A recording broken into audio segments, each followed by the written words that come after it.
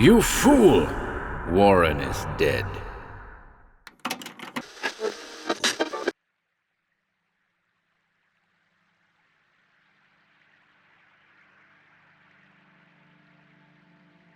Welcome to HorrorBabble. Today we're pleased to present a remastered collection. Back in 2017, we recorded Robert W. Chambers' complete King in Yellow collection, the classic book of weird shorts that would come to be known as the Yellow Mythos, a fictional universe that served to inspire Lovecraft, being the origin of the Lake of Hali and the Yellow Sign, not to mention the High Priest not to be described in the Dream-Quest of Unknown Kadath. The book's latter tales, however, deviate from the Yellow Mythos theme, and generally seem incongruous with the tales that preceded them. So here's our tidied-up Yellow Mythos collection, comprising the first 4 stories featured in the original 1895 King in Yellow publication. As always, see the video description for chapter times. We hope you enjoy this streamlined collection, folks.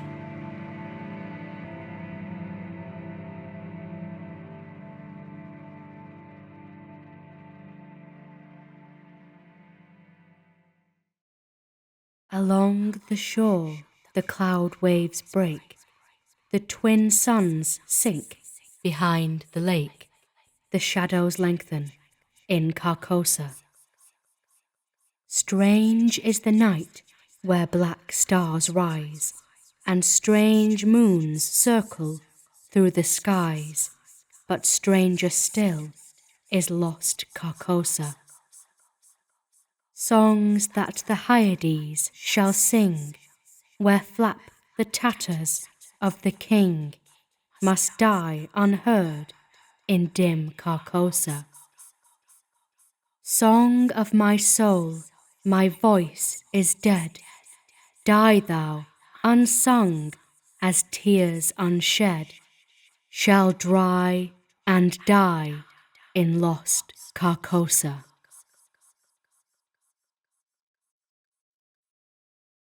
The Repairer of Reputations. 1. Toward the end of the year 1920, the government of the United States had practically completed the program adopted during the last months of President Winthrop's administration. The country was apparently tranquil. Everybody knows how the tariff and labor questions were settled. The war with Germany, incident on that country's seizure of the Samoan Islands, had left no visible scars upon the Republic, and the temporary occupation of Norfolk by the invading army had been forgotten in the joy over repeated naval victories and the subsequent ridiculous plight of General von Gartenlaub's forces in the state of New Jersey. The Cuban and Hawaiian investments had paid 100%, and the territory of Samoa was well worth its cost as a coaling station. The country was in a superb state of defense. Every coast city had been well supplied with land fortifications.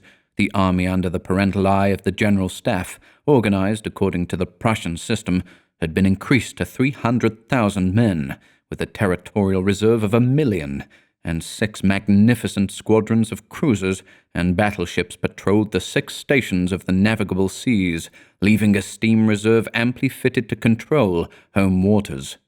The gentleman from the West had at last been constrained to acknowledge that a college for the training of diplomats was as necessary as law schools are for the training of barristers.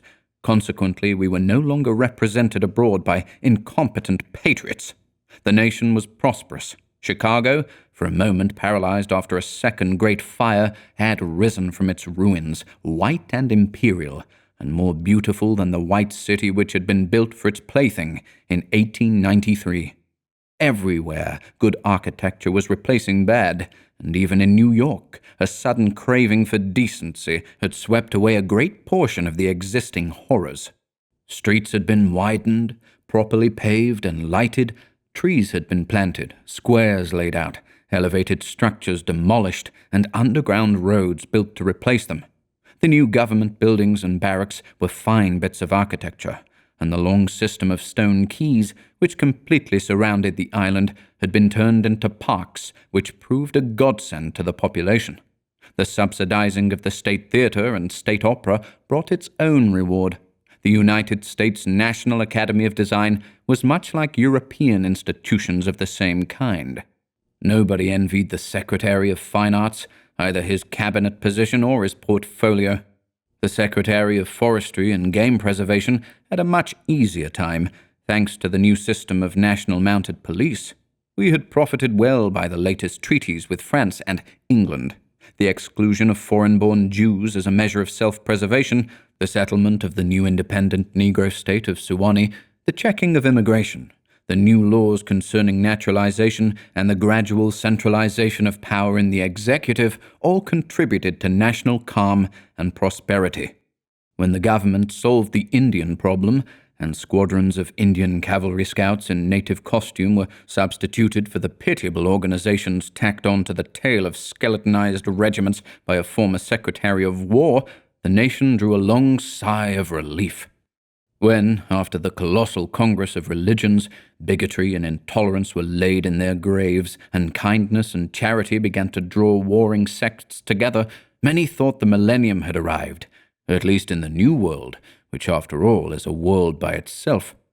But self-preservation is the first law, and the United States had to look on in helpless sorrow as Germany, Italy, Spain, and Belgium writhed in the throes of anarchy, while Russia, watching from the Caucasus, stooped and bound them one by one. In the city of New York, the summer of 1899 was signalized by the dismantling of the elevated railroads. The summer of 1900 will live in the memories of New York people for many a cycle. The Dodge statue was removed in that year. In the following winter began that agitation for the repeal of the laws prohibiting suicide, which bore its final fruit in the month of April 1920, when the first government lethal chamber was opened on Washington Square. I had walked down that day from Dr. Archer's house on Madison Avenue, where I had been as a mere formality. Ever since that fall from my horse 4 years before, I had been troubled at times with pains in the back of my head and neck, but now for months they had been absent, and the doctor sent me away that day, saying there was nothing more to be cured in me. It was hardly worth his fee to be told that. I knew it myself. Still, I did not grudge him the money. What I minded was the mistake which he made at first. When they picked me up from the pavement where I lay unconscious, and somebody had mercifully sent a bullet through my horse's head, I was carried to Dr. Archer, and he, pronouncing my brain affected, placed me in his private asylum, where I was obliged to endure treatment for insanity. At last he decided that I was well, and I, knowing that my mind had always been as sound as his, if not sounder, paid my tuition, as he jokingly called it, and left. I told him, smiling, that I would get even with him for his mistake, and he laughed heartily and asked me to call once in a while. I did so, hoping for a chance to even up accounts, but he gave me none, and I told him I would wait. The fall from my horse had fortunately left no evil results. On the contrary, it had changed my whole character for the better. From a lazy young man about town, I had become active, energetic, temperate, and above all else, ambitious. There was only one thing which troubled me. I laughed at my own uneasiness, and yet it troubled me. During my convalescence, I had bought and read for the first time The King in Yellow. I remember after finishing the first act that it occurred to me that I had better stop. I started up and flung the book into the fireplace. The volume struck the barred grate and fell open on the hearth in the firelight. If I had not caught a glimpse of the opening words in the second act, I should never have finished it. But as I stooped to pick it up, my eyes became riveted to the open page, and with a cry of terror, or perhaps it was of joy so poignant that I suffered in every nerve, I snatched the thing out of the coals and crept shaking to my bedroom, where I read it and reread it, and wept and laughed and trembled with a horror which at times assails me yet.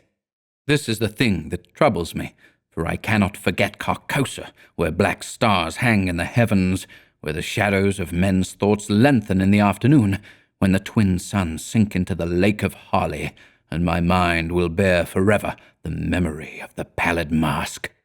I pray God will curse the writer, as the writer has cursed the world with this beautiful, stupendous creation, terrible in its simplicity, irresistible in its truth, a world which now trembles before the King in Yellow. When the French government seized the translated copies, which had just arrived in Paris, London, of course, became eager to read it. It is well known how the book spread like an infectious disease, from city to city, from continent to continent, barred out here, confiscated there, denounced by press and pulpit, censured even by the most advanced of literary anarchists. No definite principles have been violated in those wicked pages, no doctrine promulgated, no convictions outraged. It could not be judged by any known standard, yet, although it was acknowledged that the supreme note of art had been struck in The King in Yellow, all felt that human nature could not bear the strain, nor thrive on words in which the essence of purest poison lurked. The very banality and innocence of the first act only allowed the blow to fall afterward with more awful effect. It was, I remember, the 13th day of April 1920 that the first government lethal chamber was established on the south side of Washington Square, between Worcester Street and South Fifth Avenue. The block, which had formerly consisted of a lot of shabby old buildings used as cafes and restaurants for foreigners, had been acquired by the government in the winter of 1898. The French and Italian cafes and restaurants were torn down. The whole block was enclosed by a gilded iron railing and converted into a lovely garden with lawns, flowers, and fountains. In the center of the garden stood a small, white building, severely classical in architecture, and surrounded by thickets of flowers.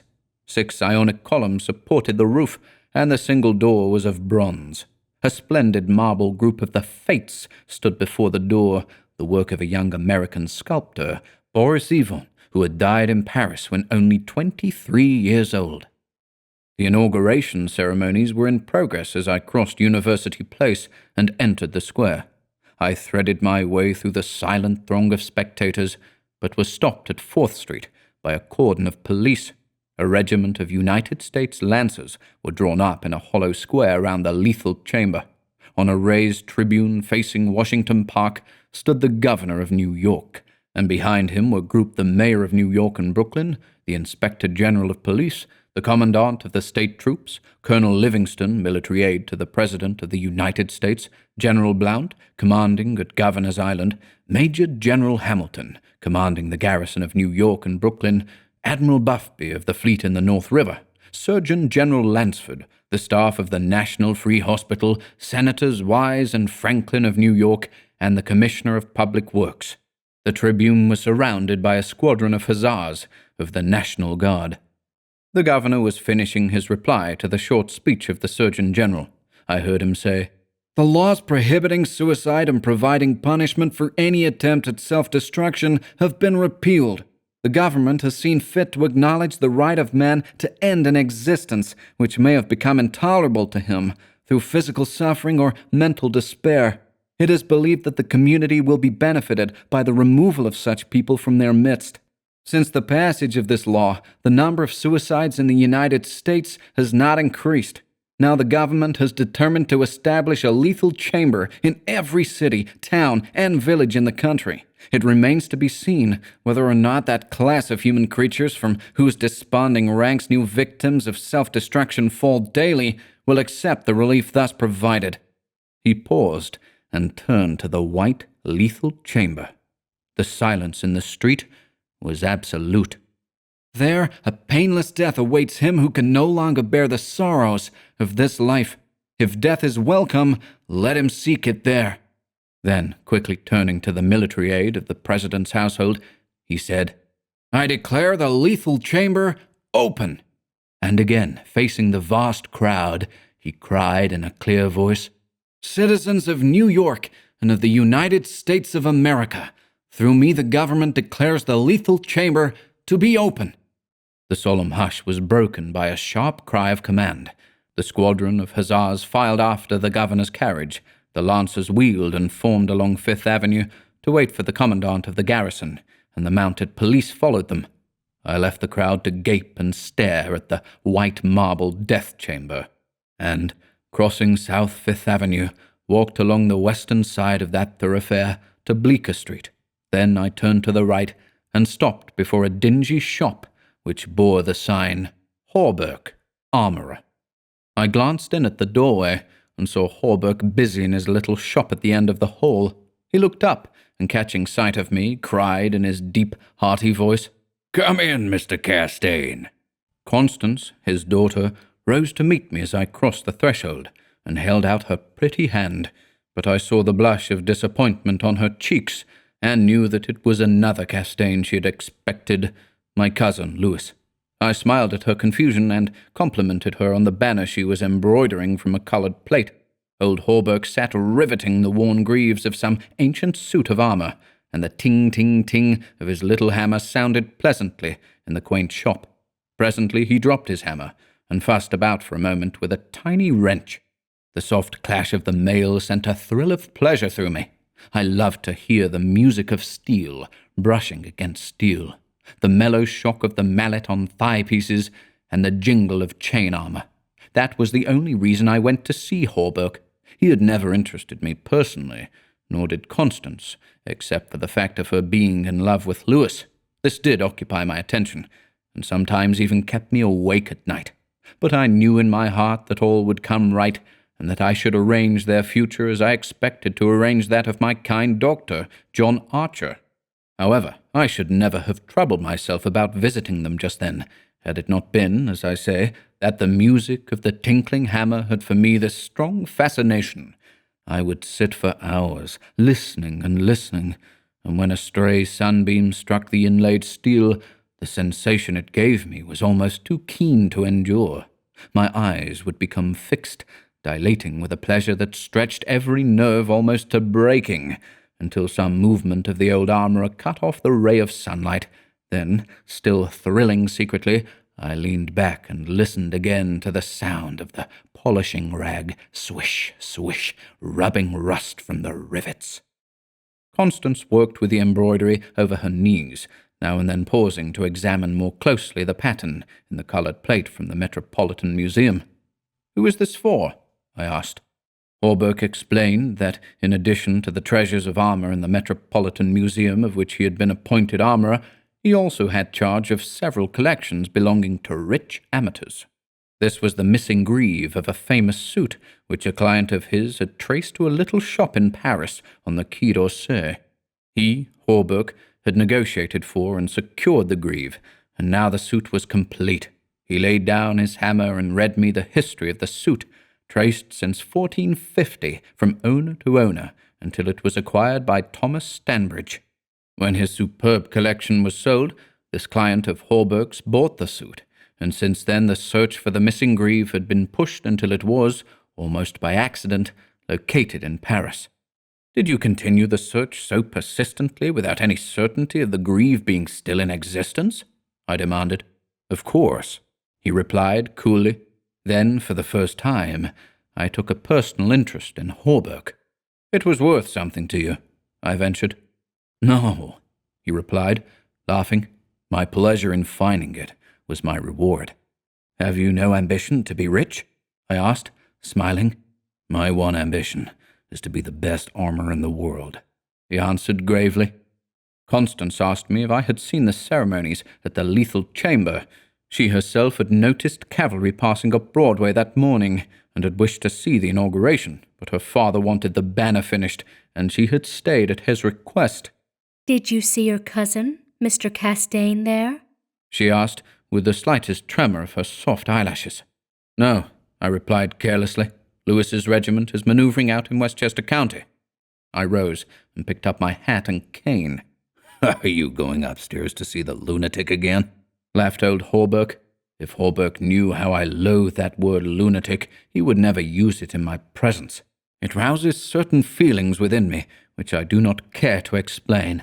However, I answered him quietly. "I think I shall drop in and see Mr. Wilde for a moment or two." "Poor fellow," said Constance with a shake of the head. "It must be hard to live alone, year after year, poor, crippled, and almost demented. It is very good of you, Mr. Castaigne, to visit him as often as you do." "I think he is vicious," observed Horberg, beginning again with his hammer. I listened to the golden tinkle on the greave plates. When he had finished, I replied, "No, he is not vicious, nor is he in the least demented. His mind is a wonder chamber, from which he can extract treasures that you and I would give years of our life to acquire." Warburg laughed. I continued, a little impatiently. "He knows history as no one else could know it. Nothing, however trivial, escapes his search, and his memory is so absolute, so precise in details, that were it known in New York that such a man existed, the people could not honor him enough." "Nonsense," muttered Warburg, searching on the floor for a fallen rivet. "Is it nonsense?" I asked, managing to suppress what I felt. "Is it nonsense when he says that the tassets and cuissards of the enamelled suit of armour, commonly known as the Prince's Emblazoned, can be found among a mass of rusty theatrical properties, broken stoves and ragpickers' refuse in a garret in Pell Street?" Warburg's hammer fell to the ground, but he picked it up and asked, with a great deal of calm, how I knew that the tassets and left cuissard were missing from the Prince's Emblazoned. "I did not know until Mr. Wilde mentioned it to me the other day. He said they were in the garret of 998 Pell Street." "Nonsense," he cried, but I noticed his hand trembling under his leathern apron. "Is this nonsense too?" I asked pleasantly. "Is it nonsense when Mr. Wilde continually speaks of you as the Marquis of Avonshire and of Miss Constance?" I did not finish, for Constance had started to her feet with terror written on every feature. Warburg looked at me and slowly smoothed his leathern apron. "That is impossible," he observed. "Mr. Wilde may know a great many things. About armour, for instance, and the Prince's Emblazoned," I interposed, smiling. "Yes," he continued, slowly. "About armour also, maybe, but he is wrong in regard to the Marquis of Avonshire, who, as you know, killed his wife's traducer years ago and went to Australia, where he did not long survive his wife." "Mr. Wilde is wrong," murmured Constance. Her lips were blanched, but her voice was sweet and calm. "Let us agree, if you please, that in this one circumstance Mr. Wilde is wrong," I said.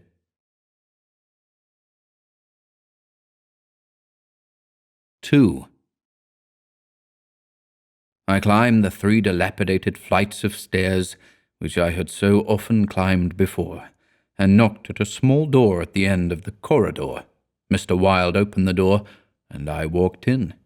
When he had double-locked the door and pushed a heavy chest against it, he came and sat down beside me, peering up into my face with his little light-coloured eyes. 6 new scratches covered his nose and cheeks, and the silver wires which supported his artificial ears had become displaced. I thought I had never seen him so hideously fascinating. He had no ears. The artificial ones, which now stood out at an angle from the fine wire, were his one weakness. They were made of wax and painted a shell pink, but the rest of his face was yellow. He might better have revelled in the luxury of some artificial fingers for his left hand, which was absolutely fingerless, but it seemed to cause him no inconvenience, and he was satisfied with his wax ears. He was very small, scarcely higher than a child of 10, but his arms were magnificently developed, and his thighs as thick as any athlete's. Still, the most remarkable thing about Mr. Wilde was that a man of his marvellous intelligence and knowledge should have such a head. It was flat and pointed, like the heads of many of those unfortunates whom people imprison in asylums for the weak-minded. Many called him insane, but I knew him to be as sane as I was. I do not deny that he was eccentric. The mania he had for keeping that cat and teasing her until she flew at his face like a demon was certainly eccentric. I never could understand why he kept the creature, nor what pleasure he found in shutting himself up in his room with this surly, vicious beast. I remember once glancing up from the manuscript I was studying by the light of some tallow dips, and seeing Mr. Wilde squatting motionless on his high chair, his eyes fairly blazing with excitement, while the cat, which had risen from her place before the stove, came creeping across the floor right at him. Before I could move, she flattened her belly to the ground, crouched, trembled, and sprang into his face. Howling and foaming, they rolled over and over on the floor, scratching and clawing, until the cat screamed and fled under the cabinet, and Mr. Wilde turned over on his back, his limbs contracting and curling up like the legs of a dying spider. He was eccentric. Mr. Wilde had climbed into his high chair, and after studying my face, picked up a dog's-eared ledger and opened it. Henry B. Matthews, he read, bookkeeper with Wysott and Company, dealers in church ornaments, called April 3rd, reputation damaged on the racetrack, known as a welcher, reputation to be repaired by August 1st, retainer $5. He turned the page and ran his fingerless knuckles down the closely written columns. P. Green Dussenbury, minister of the gospel, Fairbeach, New Jersey, reputation damaged in the Bowery, to be repaired as soon as possible, retainer $100. He coughed and added, called April 6th. Then you are not in need of money, Mr. Wilde, I inquired. Listen. Mrs. C. Hamilton Chester of Chester Park, New York City, called April 7th, reputation damaged at Dieppe, France, to be repaired by October 1st, retainer $500. Note, C. Hamilton Chester, Captain USS Avalanche, ordered home from South Sea Squadron, October 1st. Well, I said, the profession of a repairer of reputations is lucrative. His colorless eyes sought mine. I only wanted to demonstrate that I was correct. You said it was impossible to succeed as a repairer of reputations, that even if I did succeed in certain cases, it would cost me more than I would gain by it. Today I have 500 men in my employ who are poorly paid, but who pursue the work with an enthusiasm which possibly may be born of fear. These men enter every shade and grade of society. Some even are pillars of the most exclusive social temples. Others are the prop and pride of the financial world. Still others hold undisputed sway among the fancy and the talent. I choose them at my leisure from those who reply to my advertisements. It is easy enough. They are all cowards. I could treble the number in 20 days if I wished. So you see, those who have in their keeping the reputations of their fellow citizens, I have in my pay. They may turn on you, I suggested. He rubbed his thumb over his cropped ears and adjusted the wax substitutes. I think not, he murmured thoughtfully. I seldom have to apply the whip, and then only once. Besides, they like their wages. How do you apply the whip? I demanded. His face for a moment was awful to look upon. His eyes dwindled to a pair of green sparks. I invite them to come and have a little chat with me, he said in a soft voice. A knock at the door interrupted him, and his face resumed its amiable expression. Who is it? He inquired. Mr. Stylet, was the answer. Come tomorrow, replied Mr. Wilde. Impossible, began the other, but was silenced by a sort of bark from Mr. Wilde. Come tomorrow, he repeated. We heard somebody move away from the door and turn the corner by the stairway. Who is that? I asked. Arnold Stylet, owner and editor-in-chief of the great New York Daily. He drummed on the ledger with his fingerless hand, adding, I pay him very badly, but he thinks it is a good bargain. Arnold Stylet, I repeated, amazed. Yes, said Mr. Wilde, with a self-satisfied cough. The cat, which had entered the room as he spoke, hesitated, looked up at him and snarled. He climbed down from the chair and, squatting on the floor, took the creature into his arms and caressed her. The cat ceased snarling and presently began a loud purring, which seemed to increase in timbre as he stroked her. Where are the notes? I asked. He pointed to the table, and for the 100th time I picked up the bundle of manuscript entitled The Imperial Dynasty of America. One by one I studied the well-worn pages, worn only by my own handling, and although I knew all by heart from the beginning, when from Carcosa, the Hyades, Hastur, and Aldebaran, to Castaigne, Louis de Calvados, born December 19th, 1877, I read it with an eager, rapt attention, pausing to repeat parts of it aloud, and dwelling especially on Hildred de Calvados, only son of Hildred Castaigne and Edith Land Castaigne, first in succession, etc., etc. When I finished, Mr. Wilde nodded and coughed. "Speaking of your legitimate ambition," he said, "how do Constance and Louis get along?" "She loves him," I replied simply. The cat on his knees suddenly turned and struck at his eyes, and he flung her off and climbed onto the chair opposite me. "And Dr. Archer, but that's a matter you can settle any time you wish," he added. "Yes," I replied, "Dr. Archer can wait, but it is time I saw my cousin Louis." "It is time," he repeated.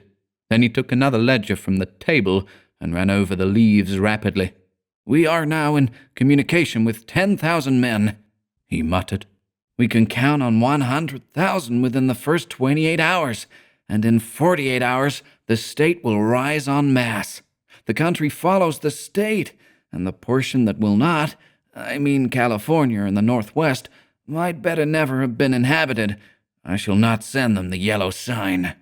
The blood rushed to my head, but I only answered, "A new broom sweeps clean." "The ambition of Caesar and of Napoleon pales before that which could not rest until it had seized the minds of men and controlled even their unborn thoughts," said Mr. Wilde. "You are speaking of the King in Yellow," I groaned, with a shudder. "He is a king whom emperors have served." "I am content to serve him," I replied. Mr. Wilde sat rubbing his ears with his crippled hand. "Perhaps Constance does not love him," he suggested. I started to reply, but a sudden burst of military music from the street below drowned my voice.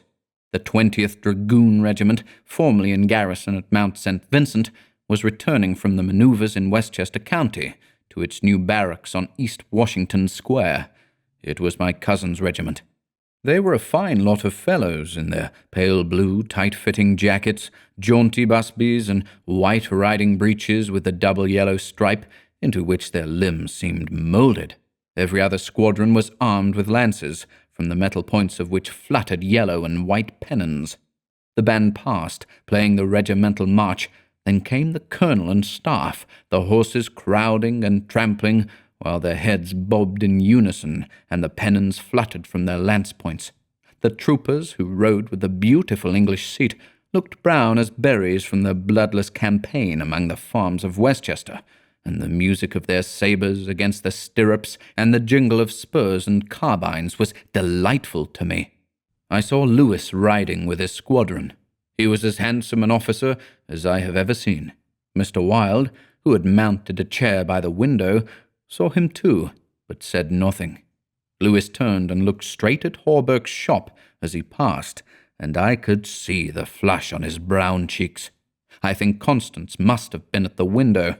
When the last troopers had clattered by, and the last pennons vanished into South Fifth Avenue, Mr. Wilde clambered out of his chair and dragged the chest away from the door.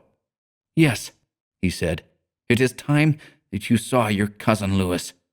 He unlocked the door, and I picked up my hat and stick and stepped into the corridor. The stairs were dark.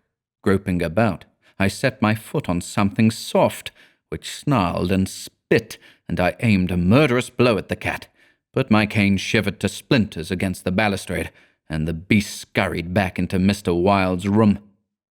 Passing Hawberk's door again, I saw him still at work on the armor, but I did not stop, and stepping out into Bleecker Street, I followed it to Worcester, skirted the grounds of the Lethal Chamber, and crossing Washington Park, went straight to my rooms in the Benedict. Here I lunched comfortably, read the Herald and the Meteor, and finally went to the steel safe in my bedroom and set the time combination. The 3 3/4 minutes which it is necessary to wait while the time lock is opening are to me golden moments.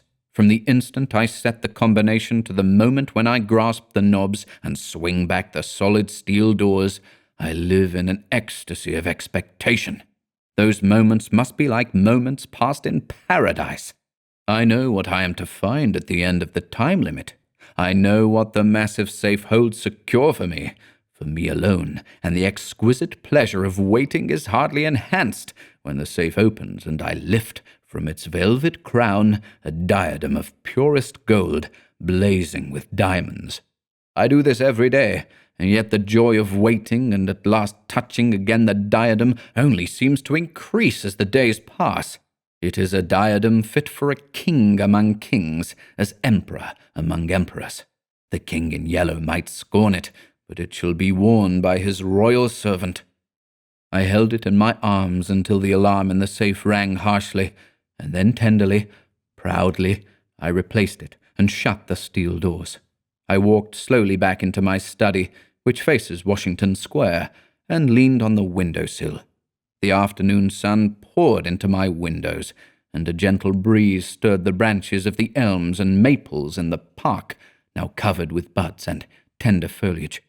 A flock of pigeons circled about the tower of the memorial church, sometimes alighting on the purple-tiled roofs, sometimes wheeling downward to the lotus fountain in front of the marble arch. The gardeners were busy with the flower beds around the fountain, and the freshly turned earth smelled sweet and spicy. A lawn-mower, drawn by a fat white horse, clinked across the green sward, and watering carts poured showers of spray over the asphalt drives. Around the statue of Peter Stuyvesant, which in 1897 had replaced the monstrosity supposed to represent Garibaldi, children played in the spring sunshine, and nurse-girls wheeled elaborate baby carriages with a reckless disregard for the pasty-faced occupants, which could probably be explained by the presence of half a dozen trim dragoon troopers languidly lolling on the benches. Through the trees, the Washington Memorial Arch glistened like silver in the sunshine, and beyond, on the eastern extremity of the square, the grey stone barracks of the dragoons and the white granite artillery stables were alive with colour and motion. I looked at the lethal chamber on the corner of the square opposite. A few curious people still lingered about the gilded iron railing, but inside the grounds the paths were deserted. I watched the fountains ripple and sparkle.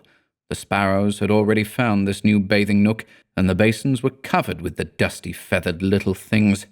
2 or 3 white peacocks picked their way across the lawns, and a drab-coloured pigeon sat so motionless on the arm of one of the Fates that it seemed to be a part of the sculptured stone. As I was turning carelessly away, a slight commotion in the group of curious loiterers around the gates attracted my attention.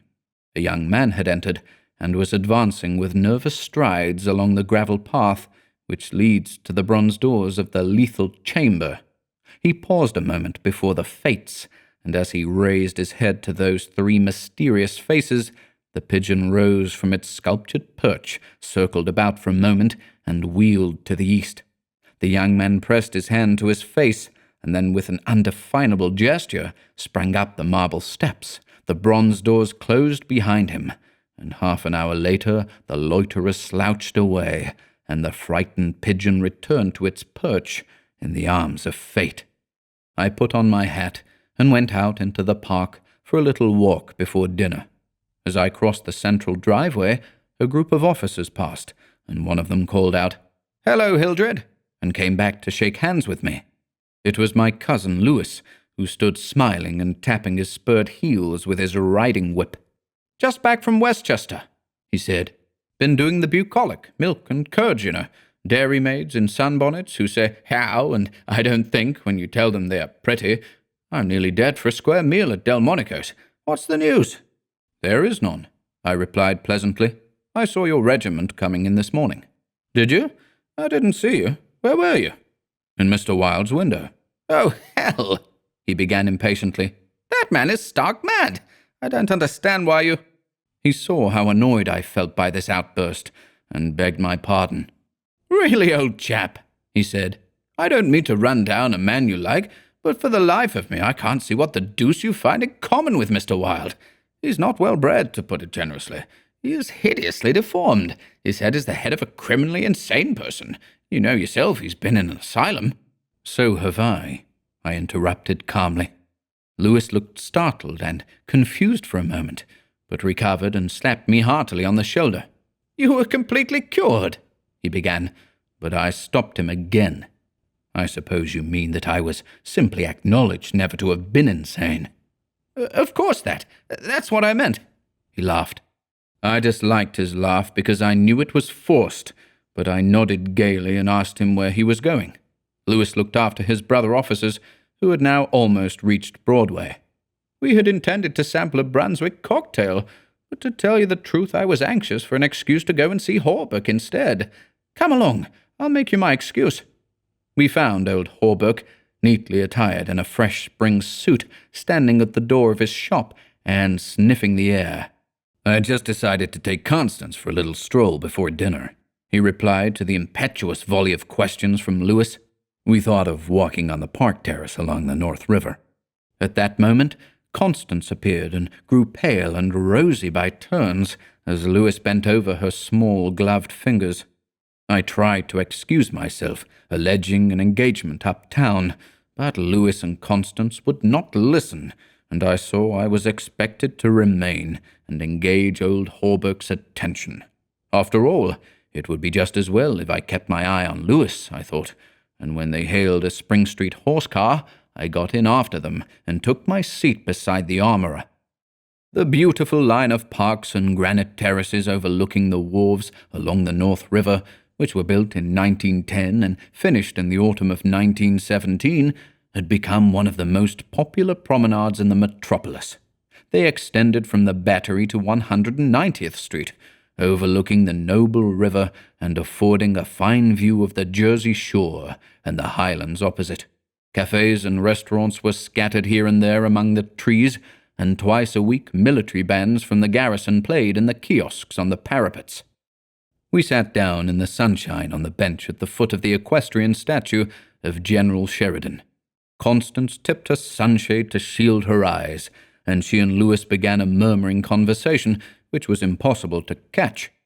Old Hawberk, leaning on his ivory-headed cane, lighted an excellent cigar, the mate to which I politely refused, and smiled at vacantly.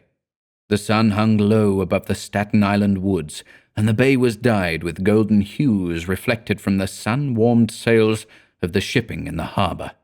Brigs, schooners, yachts, clumsy ferry-boats, their decks swarming with people, railroad transports carrying lines of brown, blue, and white freight cars, stately sound steamers, déclassé tramp steamers, coasters, dredgers, scows, and everywhere pervading the entire bay, impudent little tugs puffing and whistling officiously.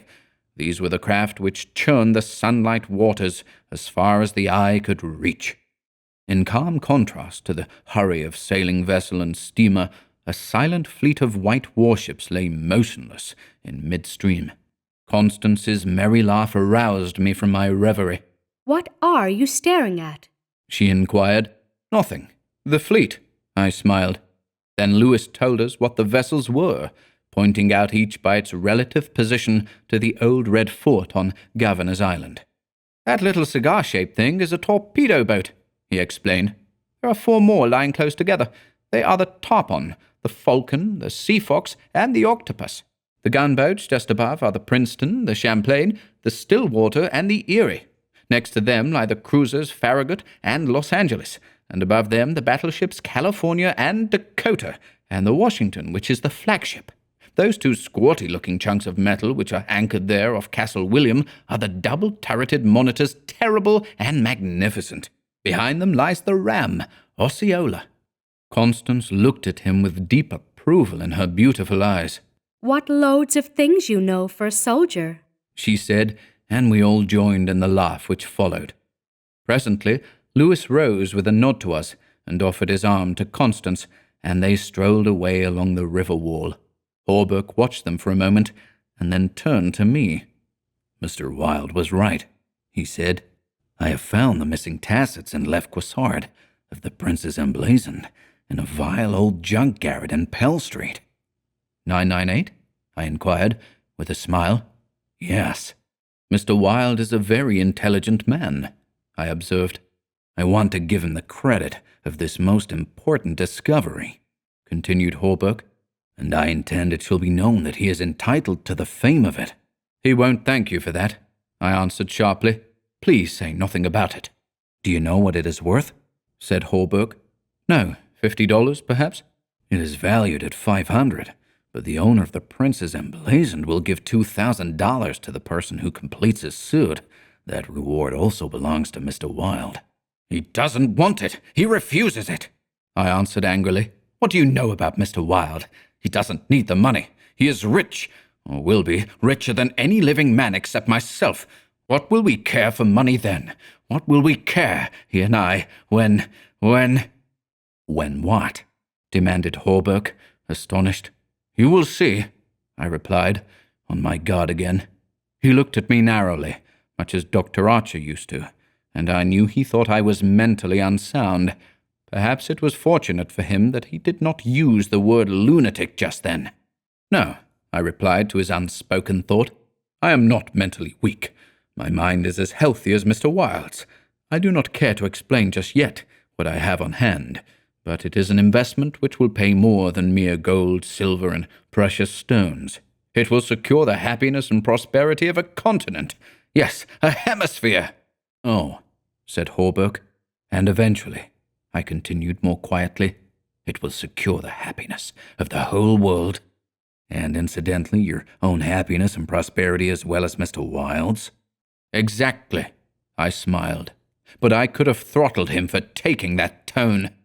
He looked at me in silence for a while, and then said very gently, Why don't you give up your books and studies, Mr. Castaigne, and take a tramp among the mountains somewhere or other? You used to be fond of fishing. Take a cast or two at the trout in the Rangeleys. I don't care for fishing any more, I answered, without a shade of annoyance in my voice. You used to be fond of everything, he continued. Athletics, yachting, shooting, riding. I have never cared to ride since my fall, I said quietly. Ah, yes, your fall, he repeated, looking away from me.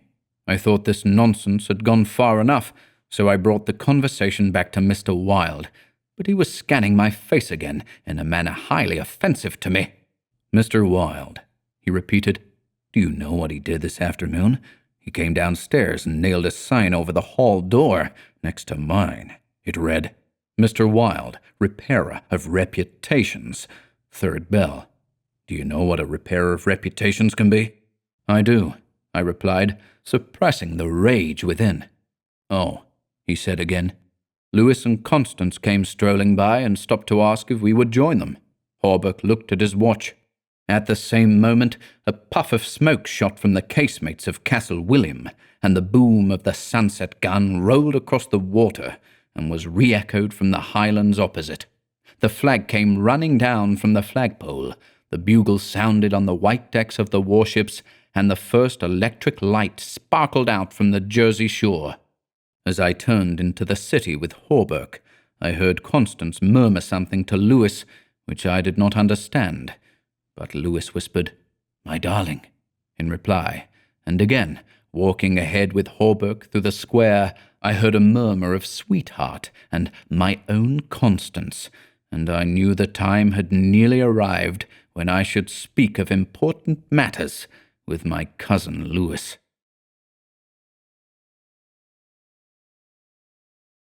3. One morning, early in May, I stood before the steel safe in my bedroom, trying on the golden jeweled crown. The diamonds flashed fire as I turned to the mirror, and the heavy beaten gold burned like a halo about my head. I remembered Camilla's agonized scream, and the awful words echoing through the dim streets of Carcosa. They were the last lines in the first act, and I dared not think of what followed. Dared not, even in the spring sunshine, there in my own room, surrounded with familiar objects, reassured by the bustle from the street and the voices of the servants in the hallway outside. For those poisoned words had dropped slowly into my heart, as death sweat drops upon a bedsheet and is absorbed. Trembling, I put the diadem from my head and wiped my forehead. But I thought of Hastur and of my own rightful ambition, and I remembered Mr. Wilde as I had last left him, his face all torn and bloody from the claws of that devil's creature, and what he said. Ah, what he said. The alarm bell in the safe began to whir harshly, and I knew my time was up, but I would not heed it, and replacing the flashing circlet upon my head, I turned defiantly to the mirror. I stood for a long time, absorbed in the changing expression of my own eyes. The mirror reflected a face which was like my own, but whiter and so thin that I hardly recognized it. And all the time I kept repeating between my clenched teeth, "The day has come! The day has come!" while the alarm in the safe whirred and clamoured, and the diamonds sparkled and flamed above my brow. I heard a door open, but did not heed it. It was only when I saw two faces in the mirror. It was only when another face rose over my shoulder, and two other eyes met mine. I wheeled like a flash, and seized a long knife from my dressing table, and my cousin sprang back very pale, crying, "Hildred, for God's sake!" Then as my hand fell, he said, "It is I, Lewis. Don't you know me?" I stood silent. I could not have spoken for my life. He walked up to me and took the knife from my hand. "What is all this?" he inquired, in a gentle voice. "Are you ill?" "No," I replied, but I doubt if he heard me. "Come, come, old fellow," he cried. "Take off that brass crown and toddle into the study. Are you going to a masquerade?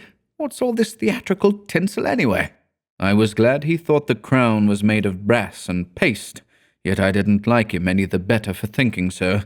I let him take it from my hand, knowing it was best to humour him. He tossed the splendid diadem in the air, and catching it, turned to me, smiling. "It's dear at 50 cents, he said. "What's it for?" I did not answer, but took the circlet from his hands, and placing it in the safe, shut the massive steel door. The alarm ceased its infernal din at once. He watched me curiously, but did not seem to notice the sudden ceasing of the alarm. He did, however, speak of the safe as a biscuit box. Fearing lest he might examine the combination, I led the way into my study. Lewis threw himself on the sofa and flicked at flies with his eternal riding whip. He wore his fatigue uniform with the braided jacket and jaunty cap, and I noticed that his riding boots were all splashed with red mud. "Where have you been?" I inquired. "Jumping mud creeks in Jersey," he said. "I haven't had time to change yet. I was rather in a hurry to see you. Haven't you got a glass of something? I'm dead tired. Been in the saddle 24 hours. I gave him some brandy from my medicinal store, which he drank with a grimace. "Damned bad stuff," he observed. "I'll give you an address where they sell brandy that is brandy." "It's good enough for my needs," I said indifferently. "I use it to rub my chest with." He stared and flicked at another fly. "See here, old fellow," he began. "I've got something to suggest to you. It's 4 years now that you've shut yourself up here like an owl, never going anywhere, never taking any healthy exercise, never doing a damn thing but poring over those books up there on the mantelpiece." He glanced along the row of shelves. "Napoleon, Napoleon, Napoleon," he read. "For heaven's sake, have you nothing but Napoleons there?" "I wish they were bound in gold," I said. "But wait, yes, there is another book, The King in Yellow." I looked him steadily in the eye. "Have you never read it?" I asked. "I? No, thank God. I don't want to be driven crazy." I saw he regretted his speech as soon as he had uttered it. There is only one word which I loathe more than I do lunatic, and that word is crazy. But I controlled myself and asked him why he thought The King in Yellow dangerous. "Oh, I don't know," he said hastily. "I only remember the excitement it created and the denunciations from pulpit and press. I believe the author shot himself after bringing forth this monstrosity, didn't he?" "I understand he is still alive," I answered. "That's probably true," he muttered. "Bullets couldn't kill a fiend like that." "It is a book of great truths," I said. "Yes," he replied, "of truths which send men frantic and blast their lives. I don't care if the thing is, as they say, the very supreme essence of art. It's a crime to have written it, and I, for one, shall never open its pages." "Is that what you have come to tell me?" I asked. "No," he said. "I came to tell you that I am going to be married." I believe for a moment my heart ceased to beat, but I kept my eyes on his face. "Yes," he continued, smiling happily. "Married to the sweetest girl on earth." "Constance Horberg," I said mechanically. "How did you know?" he cried, astonished. "I didn't know it myself until that evening last April, when we strolled down to the embankment before dinner." "When is it to be?" I asked. "It was to have been next September, but an hour ago a dispatch came ordering our regiment to the Presidio, San Francisco. We leave at noon tomorrow." "Tomorrow," he repeated. "Just think, Hildred, tomorrow I shall be the happiest fellow that ever drew breath in this jolly world, for Constance will go with me." I offered him my hand in congratulation, and he seized and shook it like the good-natured fool he was, or pretended to be. "I'm going to get my squadron as a wedding present," he rattled on. "Captain and Mrs. Louis Castaigne, eh, Hildred?" Then he told me where it was to be, and who were to be there, and made me promise to come and be best man. I set my teeth and listened to his boyish chatter without showing what I felt, but I was getting to the limit of my endurance, and when he jumped up, and switching his spurs till they jingled, said he must go, I did not detain him. "There's one thing I want to ask of you," I said quietly. "Out with it. It's promised." He laughed. "I want you to meet me for a quarter of an hour's talk tonight." "Of course, if you wish," he said, somewhat puzzled. "Where?" "Anywhere. In the park there." "What time, Hildred?" "Midnight." "What in the name of—" he began, but checked himself and laughingly assented. I watched him go down the stairs and hurry away, his sabre banging at every stride. He turned into Bleecker Street, and I knew he was going to see Constance. I gave him 10 minutes to disappear, and then followed in his footsteps, taking with me the jewelled crown and the silken robe embroidered with the yellow sign. When I turned into Bleecker Street and entered the doorway which bore the sign, "Mr. Wilde, repairer of reputations, third bell," I saw old Hawberk moving about in his shop, and imagined I heard Constance's voice in the parlour, but I avoided them both and hurried up the trembling stairways to Mr. Wilde's apartment. I knocked and entered without ceremony. Mr. Wilde lay groaning on the floor, his face covered with blood, his clothes torn to shreds. Drops of blood were scattered about over the carpet, which had also been ripped and frayed in the evidently recent struggle. "It's that cursed cat," he said, ceasing his groans and turning his colourless eyes to me. "She attacked me while I was asleep. I believe she will kill me yet." This was too much, so I went into the kitchen and, seizing a hatchet from the pantry, started to find the infernal beast and settle her then and there. My search was fruitless, and after a while I gave it up and came back to find Mr. Wilde squatting on his high chair by the table. He had washed his face and changed his clothes. The great furrows which the cat's claws had ploughed up in his face he had filled with collodion, and a rag hid the wound in his throat. I told him I should kill the cat when I came across her, but he only shook his head and turned to the open ledger before him. He read name after name of the people who had come to him in regard to their reputation, and the sums he had amassed were startling. "I put on the screws now and then," he explained. "One day or other some of these people will assassinate you," I insisted. "Do you think so?" he said, rubbing his mutilated ears. It was useless to argue with him, so I took down the manuscript entitled Imperial Dynasty of America for the last time I should ever take it down in Mr. Wilde's study. I read it through, thrilling and trembling with pleasure. When I had finished, Mr. Wilde took the manuscript and, turning to the dark passage which leads from his study to his bedchamber, called out in a loud voice, "Vance!" Then, for the first time, I noticed a man crouching there in the shadow. How I'd overlooked him during my search for the cat, I cannot imagine. "Vance, come in!" cried Mr. Wilde. The figure rose and crept towards us, and I shall never forget the face that he raised to mine as the light from the window illuminated it. "Vance, this is Mr. Castaigne," said Mr. Wilde. Before he had finished speaking, the man threw himself on the ground before the table, crying and grasping. "Oh, God! Oh, my God! Help me! Forgive me! Oh, Mr. Castaigne, keep that man away! You cannot mean it! You are different! Save me! I am broken down. I was in a madhouse, and now, when all was coming right, when I had forgotten the king in yellow, but I shall go mad again. I shall go mad." His voice died into a choking rattle, for Mr. Wilde had leapt on him, and his right hand encircled the man's throat. When Vance fell in a heap on the floor, Mr. Wilde clambered nimbly into his chair again, and rubbing his mangled ears with the stump of his hand, turned to me and asked me for the ledger. I reached it down from the shelf, and he opened it. After a moment's searching among the beautifully written pages, he coughed complacently and pointed to the name Vance. "Vance," he read aloud. "Osgood Oswald Vance." At the sound of his name, the man on the floor raised his head and turned a convulsed face to Mr. Wilde. His eyes were injected with blood, his lips tumefied. "Called April 28th, continued Mr. Wilde. "Occupation, cashier in the Seaforth National Bank.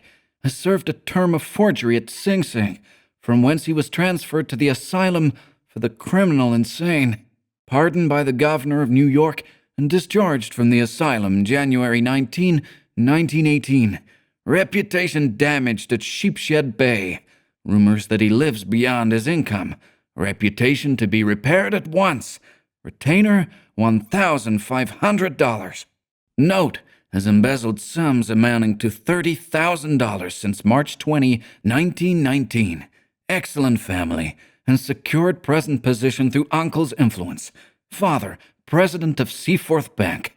I looked at the man on the floor. "Get up, Vance," said Mr. Wilde in a gentle voice. Vance rose as if hypnotized. "You will do as we suggest now," observed Mr. Wilde, and opening the manuscript, he read the entire history of the imperial dynasty of America. Then, in a kind and soothing murmur, he ran over the important points with Vance, who stood like one stunned. His eyes were so blank and vacant that I imagined he had become half-witted, and remarked it to Mr. Wilde, who replied that it was of no consequence anyway. Very patiently, we pointed out to Vance what his share in the affair would be, and he seemed to understand after a while. Mr. Wilde explained the manuscript, using several volumes on heraldry to substantiate the result of his researches. He mentioned the establishment of the dynasty in Carcosa, the lakes which connected Hastur, Aldebaran, and the mystery of the Hyades. He spoke of Cassilda and Camilla, and sounded the cloudy depths of Demi and the lake of Hali.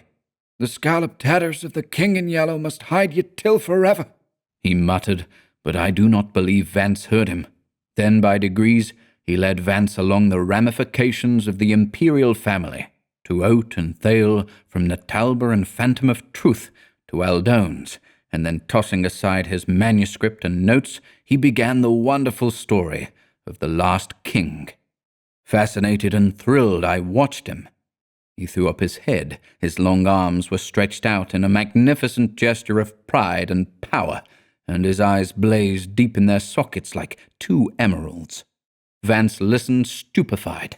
As for me, when at last Mr. Wilde had finished and pointed to me, cried, "The cousin of the king!" My head swam with excitement. Controlling myself with a superhuman effort, I explained to Vance why I alone was worthy of the crown, and why my cousin must be exiled or die. I made him understand that my cousin must never marry, even after renouncing all his claims, and how that least of all he should marry the daughter of the Marquis of Avonshire and bring England into the question. I showed him a list of thousands of names, which Mr. Wilde had drawn up. Every man whose name was there had received the yellow sign, which no living human being dared disregard. The city, the state, the whole land were ready to rise and tremble before the pallid mask. The time had come. The people should know the son of Hastur, and the whole world bow to the black stars which hang in the sky over Carcosa. Vance leaned on the table, his head buried in his hands. Mr. Wilde drew a rough sketch on the margin of yesterday's Herald with a bit of lead pencil. It was a plan of Hawberk's rooms. Then he wrote out the order and affixed the seal, and shaking like a palsied man, I signed my first writ of execution with my name, Hildred Rex. Mr. Wilde clambered to the floor and, unlocking the cabinet, took a long square box from the first shelf. This he brought to the table and opened. A new knife lay in the tissue paper inside, and I picked it up and handed it to Vance, along with the order and the plan of Hawberk's apartment. Then Mr. Wilde told Vance he could go, and he went, shambling like an outcast of the slums. I sat for a while watching the daylight fade behind the square tower of the Judson Memorial Church, and finally, gathering up the manuscript and notes, took my hat and started for the door. Mr. Wilde watched me in silence. When I had stepped into the hall, I looked back. Mr. Wilde's small eyes were still fixed on me. Behind him, the shadows gathered in the fading light. Then I closed the door behind me and went out into the darkening streets. I had eaten nothing since breakfast, but I was not hungry.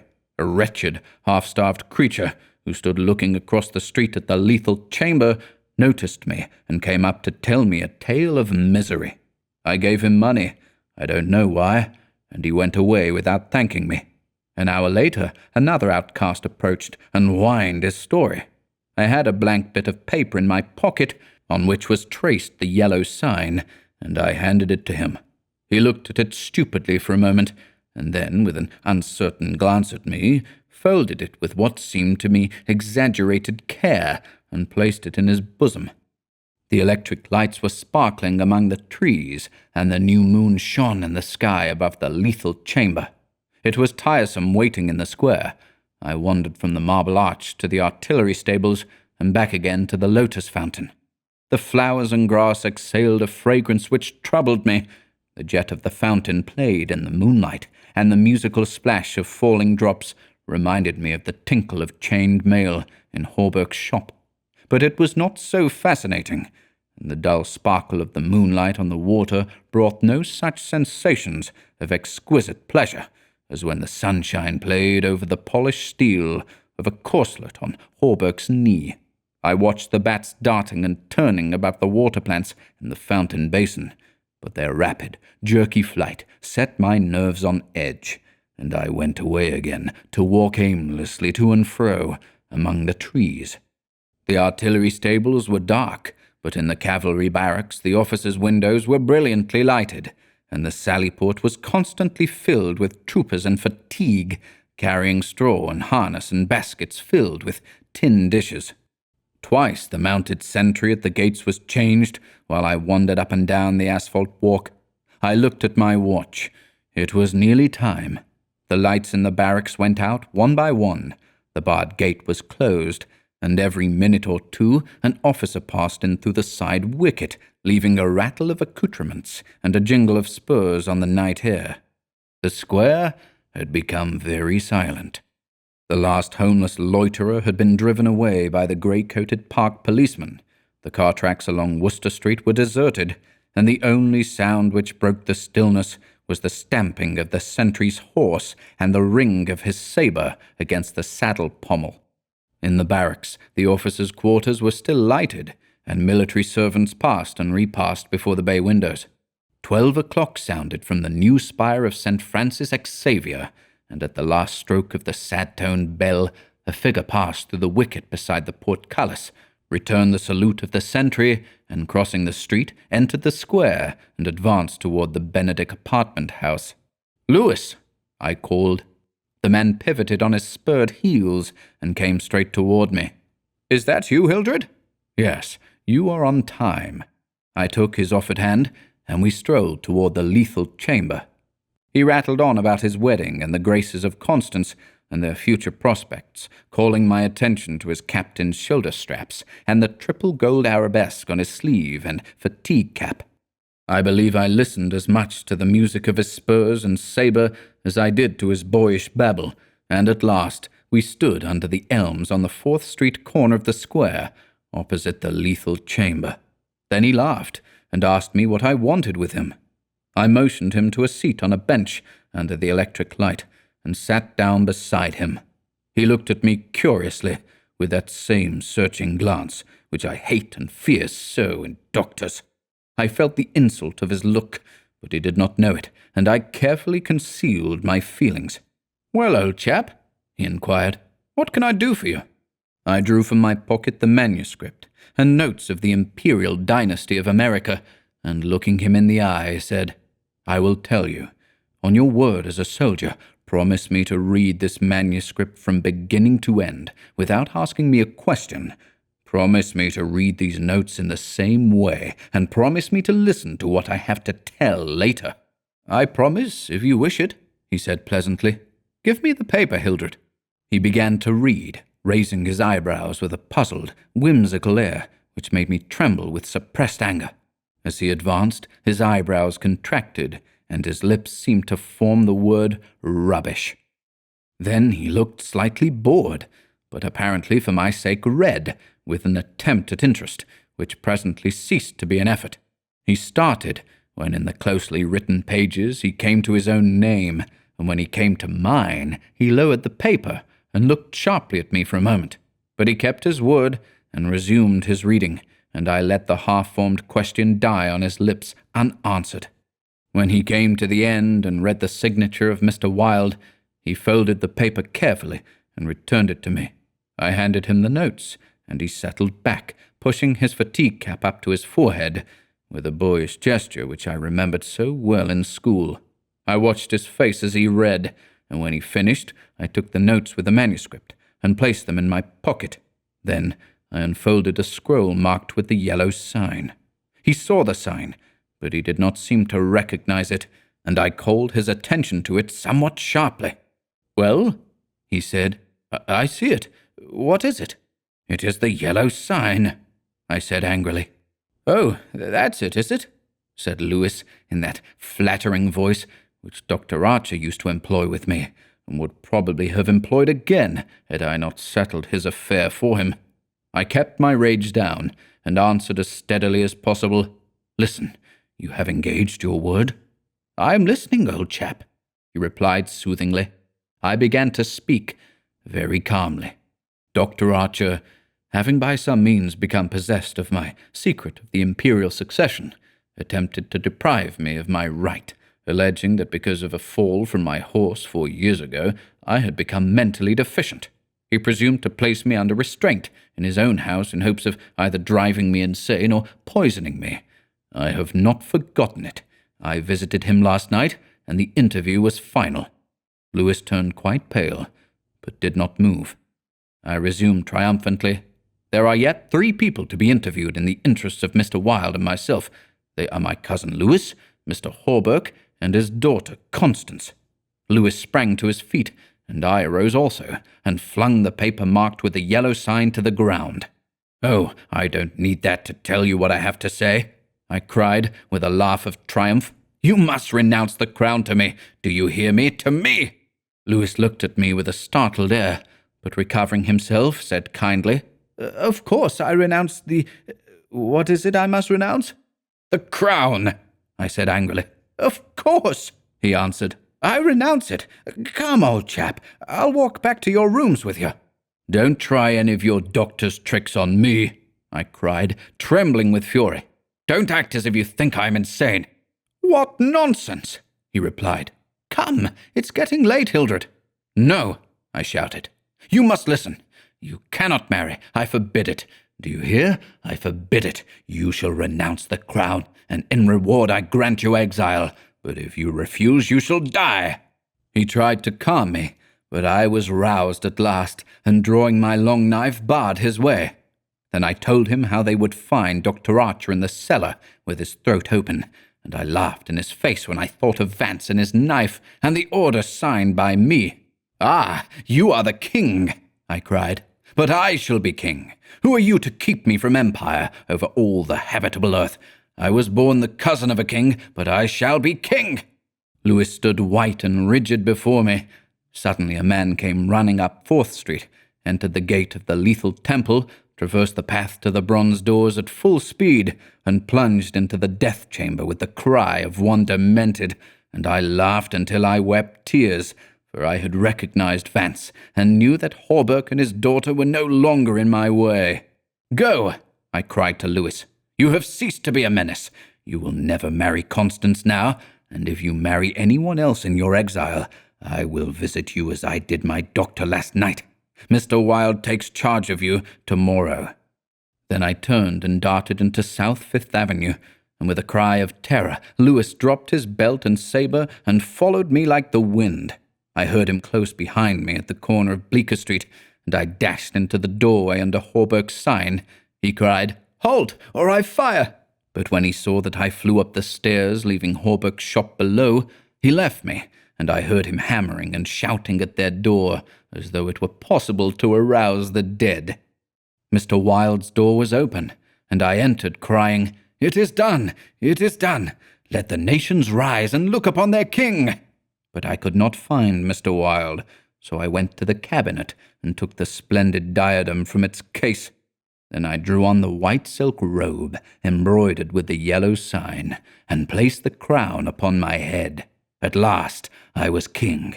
King by my right in Hastur, king because I knew the mystery of the Hyades, and my mind had sounded the depths of the lake of Hali. I was king. The first grey pencilings of dawn would raise a tempest which would shake 2 hemispheres. Then, as I stood, my every nerve pitched to the highest tension, faint with the joy and splendor of my thought, without, in the dark passage, a man groaned. I seized the tallow dip and sprang to the door. The cat passed me like a demon, and the tallow dip went out, but my long knife flew swifter than she, and I heard her screech, and I knew that my knife had found her. For a moment I listened to her tumbling and thumping about in the darkness, and then when her frenzy ceased, I lighted a lamp and raised it over my head. Mr. Wilde lay on the floor with his throat torn open. At first I thought he was dead, but as I looked, a green sparkle came into his sunken eyes. His mutilated hand trembled, and then a spasm stretched his mouth from ear to ear. For a moment, my terror and despair gave place to hope, but as I bent over him, his eyeballs rolled clean around in his head, and he died. Then, while I stood, transfixed with rage and despair, seeing my crown, my empire, every hope and every ambition, my very life, lying prostrate there with the dead master, they came, seized me from behind, and bound me until my veins stood out like cords, and my voice failed with paroxysms of my frenzied screams. But I still raged, bleeding and infuriated among them, and more than one policeman felt my sharp teeth.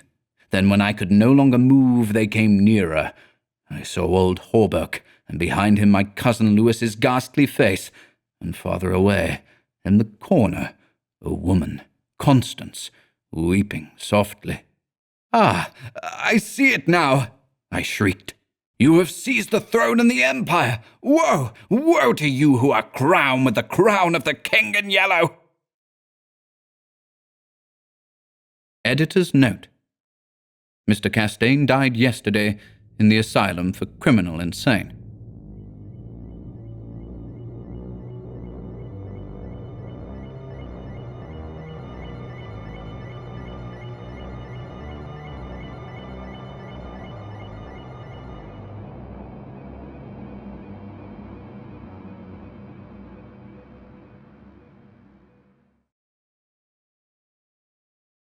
The Mask. You, sir, should unmask. Indeed? Indeed, it's time. We all have laid aside disguise, but you. I wear no mask. No mask? No mask! 1. Although I knew nothing of chemistry, I listened fascinated. He picked up an Easter lily, which Genevieve had brought that morning from Notre Dame, and dropped it into the basin. Instantly, the liquid lost its crystalline clearness. For a second, the lily was enveloped in a milk-white foam, which disappeared, leaving the fluid opalescent. Changing tints of orange and crimson played over the surface, and then what seemed to be a ray of pure sunlight struck through from the bottom where the lily was resting. At the same instant, he plunged his hand into the basin and drew out the flower. "There is no danger," he explained, "if you choose the right moment. That golden ray is the signal." He held the lily toward me, and I took it in my hand. It had turned to stone, to the purest marble. "You see," he said, "it is without a flaw. What sculptor could reproduce it?" The marble was white as snow, but in its depths the veins of the lily were tinged with palest azure, and a faint flush lingered deep in its heart. "Don't ask me the reason of that," he smiled, noticing my wonder. "I have no idea why the veins and heart are tinted, but they always are. Yesterday I tried one of Genevieve's goldfish. There it is." The fish looked as if sculptured in marble, but if you held it to the light, the stone was beautifully veined with a faint blue, and from somewhere within came a rosy light like the tint which slumbers in an opal. I looked into the basin. Once more it seemed filled with clearest crystal. "If I should touch it now?" I demanded. "I don't know," he replied, "but you had better not try." "There is one thing I'm curious about," I said, "and that is where the ray of sunlight came from." "It looked like a sunbeam, true enough," he said. "I don't know. It always comes when I immerse any living thing. Perhaps," he continued, smiling, "perhaps it is the vital spark of the creature escaping to the source from whence it came." I saw he was mocking, and threatened him with a mahl stick, but he only laughed and changed the subject. "Stay to lunch. Genevieve will be here directly." "I saw her going to early mass," I said, "and she looked as fresh and sweet as that lily, before you destroyed it." "Do you think I destroyed it?" said Boris gravely. "Destroyed, preserved, how can we tell?" We sat in the corner of a studio near his unfinished group of the Fates. He leaned back on the sofa, twirling a sculptor's chisel and squinting at his work. "By the way," he said, "I have finished pointing up that old academic Ariadne, and I suppose it will have to go to the Salon. It's all I have ready this year, but after the success the Madonna brought me, I feel ashamed to send a thing like that." The Madonna, an exquisite marble for which Genevieve had sat, had been the sensation of last year's Salon. I looked at the Ariadne. It was a magnificent piece of technical work, but I agreed with Boris that the world would expect something better of him than that.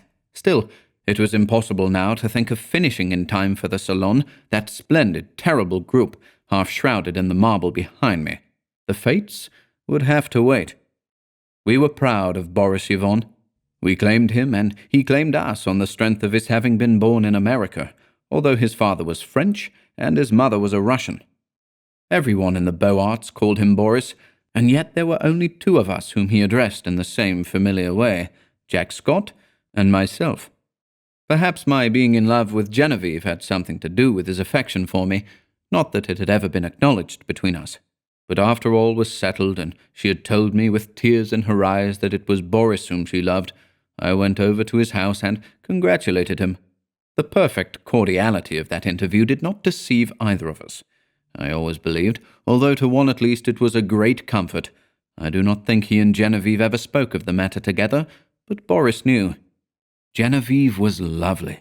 The Madonna-like purity of her face might have been inspired by the Sanctus in Gounod's Mass. But I was always glad when she changed that mood for what we called her April manoeuvres.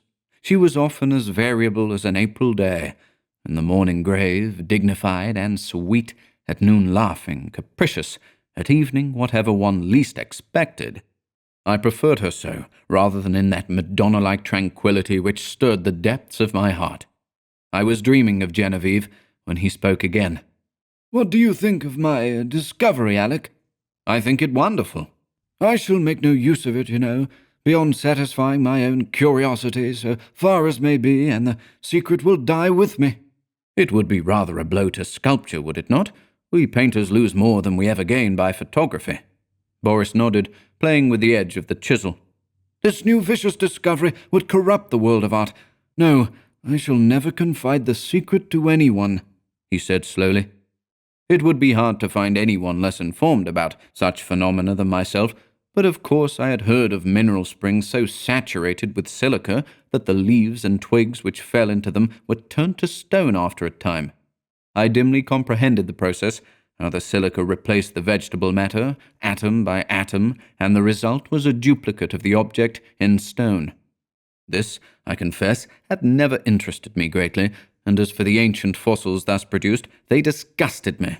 Boris, it appeared, feeling curiosity instead of repugnance, had investigated the subject, and had accidentally stumbled on a solution which, attacking the immersed object with a ferocity unheard of, in a second did the work of years. This was all I could make out of the strange story he had just been telling me.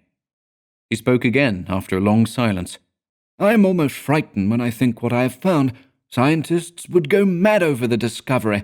It was so simple, too. It discovered itself. When I think of that formula and that new element precipitated in metallic scales— What new element? Oh, I haven't thought of naming it, and I don't believe I ever shall. There are enough precious metals now in the world to cut throats over. I pricked up my ears. Have you struck gold, Boris? No, better, but see here, Alec. He laughed, starting up. You and I have all we need in this world. Ah, how sinister and covetous you look already. I laughed too, and told him I was devoured by the desire for gold, and we had better talk of something else. So when Genevieve came in shortly after, we had turned our backs on alchemy. Genevieve was dressed in silvery grey from head to foot. The light glinted along the soft curves of her fair hair as she turned her cheek to Boris. Then she saw me and returned my greeting. She had never before failed to blow me a kiss from the tips of her white fingers, and I promptly complained of the omission. She smiled and held out her hand, which dropped almost before it had touched mine. Then she said, looking at Boris, You must ask Alec to stay for luncheon. This also was something new. She had always asked me herself until today. I did, said Boris shortly. And you said yes, I hope? She turned to me with a charming conventional smile. I might have been an acquaintance of the day before yesterday. I made her a low bow. Je vais bien l'honneur, madame. But refusing to take up our usual bantering tone, she murmured a hospitable commonplace and disappeared. Boris and I looked at one another. I had better go home, don't you think? I asked. Hanged if I know, he replied frankly. While we were discussing the advisability of my departure, Genevieve reappeared in the doorway without her bonnet.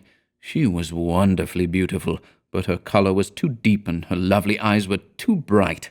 She came straight up to me and took my arm. Luncheon is ready. Was I cross, Alec? I thought I had a headache, but I haven't. Come here, Boris. And she slipped her other arm through his.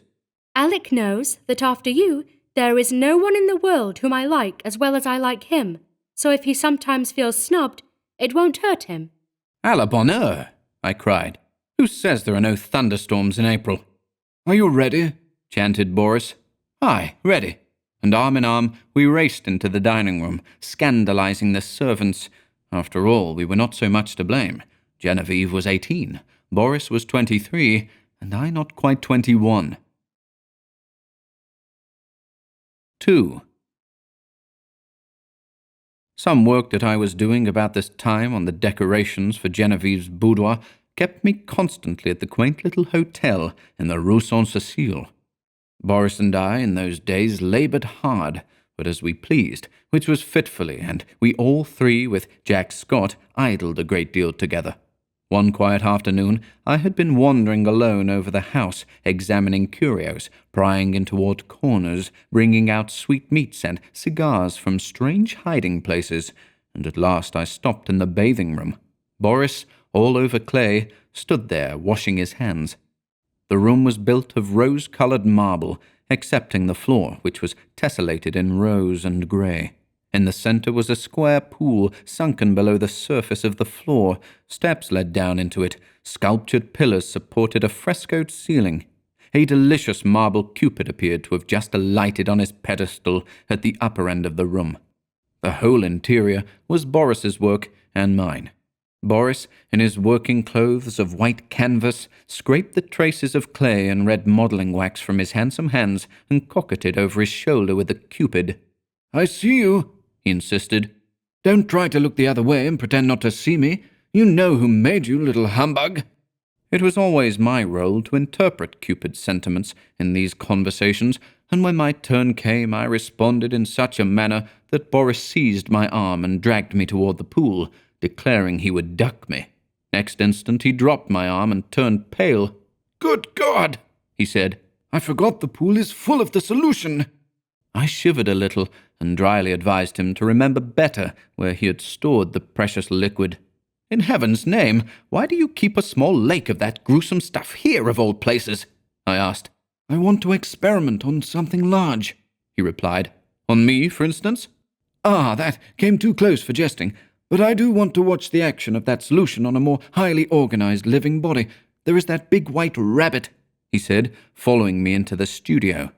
Jack Scott, wearing a paint-stained jacket, came wandering in, appropriated all the oriental sweetmeats he could lay his hands on, looted the cigarette case, and finally he and Boris disappeared together to visit the Luxembourg Gallery, where a new silver bronze by Rodin and a landscape of Monet's were claiming the exclusive attention of artistic France. I went back to the studio and resumed my work. It was a Renaissance screen, which Boris wanted me to paint for Genevieve's boudoir. But the small boy who was unwillingly dawdling through a series of poses for it today refused all bribes to be good. He never rested an instant in the same position, and inside of 5 minutes I had as many different outlines of the little beggar. "Are you posing, or are you executing a song and dance, my friend?" I inquired. "Whichever monsieur pleases," he replied, with an angelic smile. Of course I dismissed him for the day, and of course I paid him for the full time, that being the way we spoil our models. After the young imp had gone, I made a few perfunctory daubs at my work, but was so thoroughly out of humour that it took me the rest of the afternoon to undo the damage I had done. So at last I scraped my palette, stuck my brushes in a bowl of black soap, and strolled into the smoking room. I really believe that, excepting Genevieve's apartments, no room in the house was so free from the perfume of tobacco as this one. It was a queer chaos of odds and ends, hung with threadbare tapestry. A sweet-toned old spinet in good repair stood by the window. There were stands of weapons, some old and dull, others bright and modern, festoons of Indian and Turkish armour over the mantel, 2 or 3 good pictures, and a pipe rack. It was here that we used to come for new sensations in smoking. I doubt if any type of pipe ever existed which was not represented in that rack. When we had selected one, we immediately carried it somewhere else and smoked it, for the place was, on the whole, more gloomy and less inviting than any in the house. But this afternoon the twilight was very soothing. The rugs and skins on the floor looked brown and soft and drowsy. The big couch was piled with cushions. I found my pipe and curled up there for an unaccustomed smoke in the smoking room. I had chosen one with a long, flexible stem, and lighting it fell to dreaming. After a while it went out, but I did not stir. I dreamed on, and presently fell asleep. I awoke to the saddest music I had ever heard. The room was quite dark. I had no idea what time it was. A ray of moonlight silvered one edge of the old spinet, and the polished wood seemed to exhale the sounds, as perfume floats above a box of sandalwood. Someone rose in the darkness and came away weeping quietly, and I was fool enough to cry out, "Genevieve!" She dropped at my voice, and I had time to curse myself while I made a light and tried to raise her from the floor. She shrank away with a murmur of pain. She was very quiet, and asked for Boris. I carried her to the divan and went to look for him, but he was not in the house, and the servants were gone to bed. Perplexed and anxious, I hurried back to Genevieve. She lay where I had left her, looking very white. "I can't find Boris nor any of the servants," I said. "I know," she answered faintly. "Boris has gone to Ept with Mr. Scott. I did not remember when I sent you for him just now." "But he can't get back in that case before tomorrow afternoon, and are you hurt? Did I frighten you into falling? What an awful fool I am, but I was only half awake." "Boris thought you had gone home before dinner. Do please excuse us for letting you stay here all this time." "I've had a long nap," I laughed. "So sound that I did not know whether I was still asleep or not when I found myself staring at a figure that was moving toward me and called out your name. Have you been trying the old spinet? You must have played very softly." I would tell 1,000 more lies worse than that one to see the look of relief that came into her face. She smiled adorably and said in her natural voice, "Alec, I tripped on that wolf's head, and I think my ankle is sprained. Please call Marie, and then go home? I did as she bade me, and left her there when the maid came in. 3. At noon next day when I called, I found Boris walking restlessly about his studio. Genevieve is asleep just now, he told me. The sprain is nothing, but why should she have such a high fever? The doctor can't account for it, or else he will not, he muttered. Genevieve has a fever? I asked. I should say so, and has actually been a little light-headed at intervals all night. The idea! Gay little Genevieve, without a care in the world, and she keeps saying her heart's broken and she wants to die. My own heart stood still. Boris leaned against the door of his studio, looking down, his hands in his pockets, his kind, keen eyes clouded, a new line of trouble drawn over the mouth's good mark that made the smile. The maid had orders to summon him the instant Genevieve opened her eyes. We waited and waited, and Boris, growing restless, wandered about, fussing with modelling wax and red clay. Suddenly he started for the next room. "Come and see my rose-coloured bath, full of death," he cried. Is it death? I asked, to humour his mood. You are not prepared to call it life, I suppose, he answered.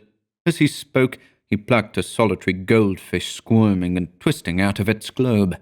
"We'll send this one after the other, wherever that is," he said.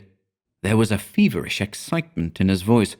A dull weight of fever lay on my limbs and on my brain as I followed him to the fair crystal pool with its pink-tinted sides, and he dropped the creature in.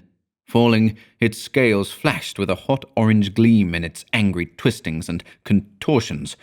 The moment it struck the liquid, it became rigid and sank heavily to the bottom. Then came the milky foam, the splendid hues radiating on the surface, and then the shaft of pure serene light broke through from seemingly infinite depths.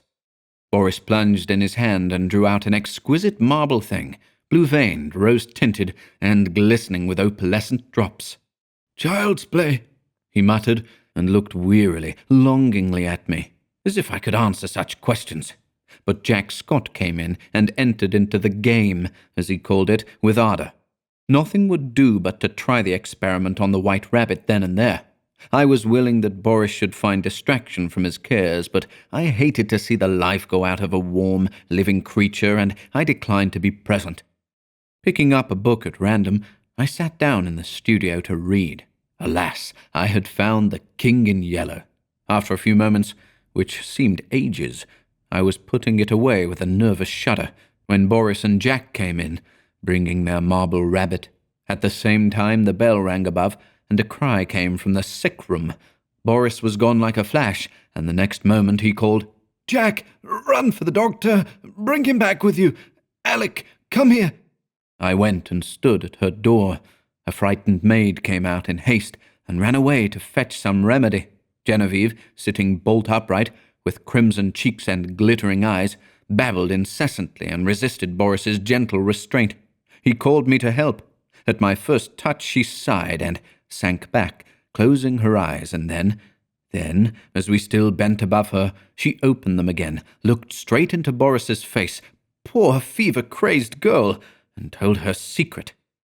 At the same instant, our 3 lives turned into new channels. The bond that held us so long together snapped forever, and a new bond was forged in its place, for she had spoken my name, and as the fever tortured her, her heart poured out its load of hidden sorrow. Amazed and dumb, I bowed my head, while my face burned like a live coal, and the blood surged in my ears, stupefying me with its clamour.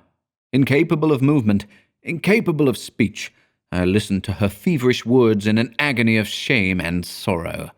I could not silence her. I could not look at Boris. Then I felt an arm upon my shoulder, and Boris turned a bloodless face to mine. "It is not your fault, Alec. Don't grieve so if she loves you." But he could not finish, and as the doctor stepped swiftly into the room, saying, "Ah, the fever!" I seized Jack Scott and hurried him to the street, saying, "Boris would rather be alone." We crossed the street to our own apartments, and that night, seeing I was going to be ill too, he went for the doctor again. The last thing I recollect with any distinctness was hearing Jack say, For heaven's sake, Doctor, what ails him to wear a face like that? And I thought of the King in Yellow and the pallid mask.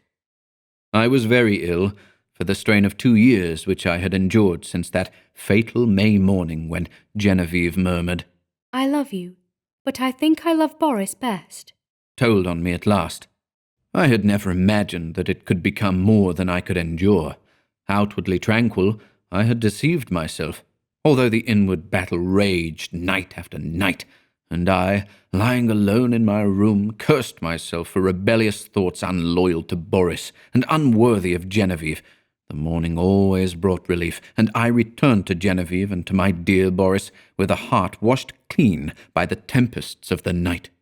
Never in word or deed or thought, while with them, had I betrayed my sorrow even to myself. The mask of self-deception was no longer a mask for me. It was a part of me. Night lifted it, laying bare the stifled truth below, but there was no one to see except myself, and when the day broke, the mask fell back again of its own accord.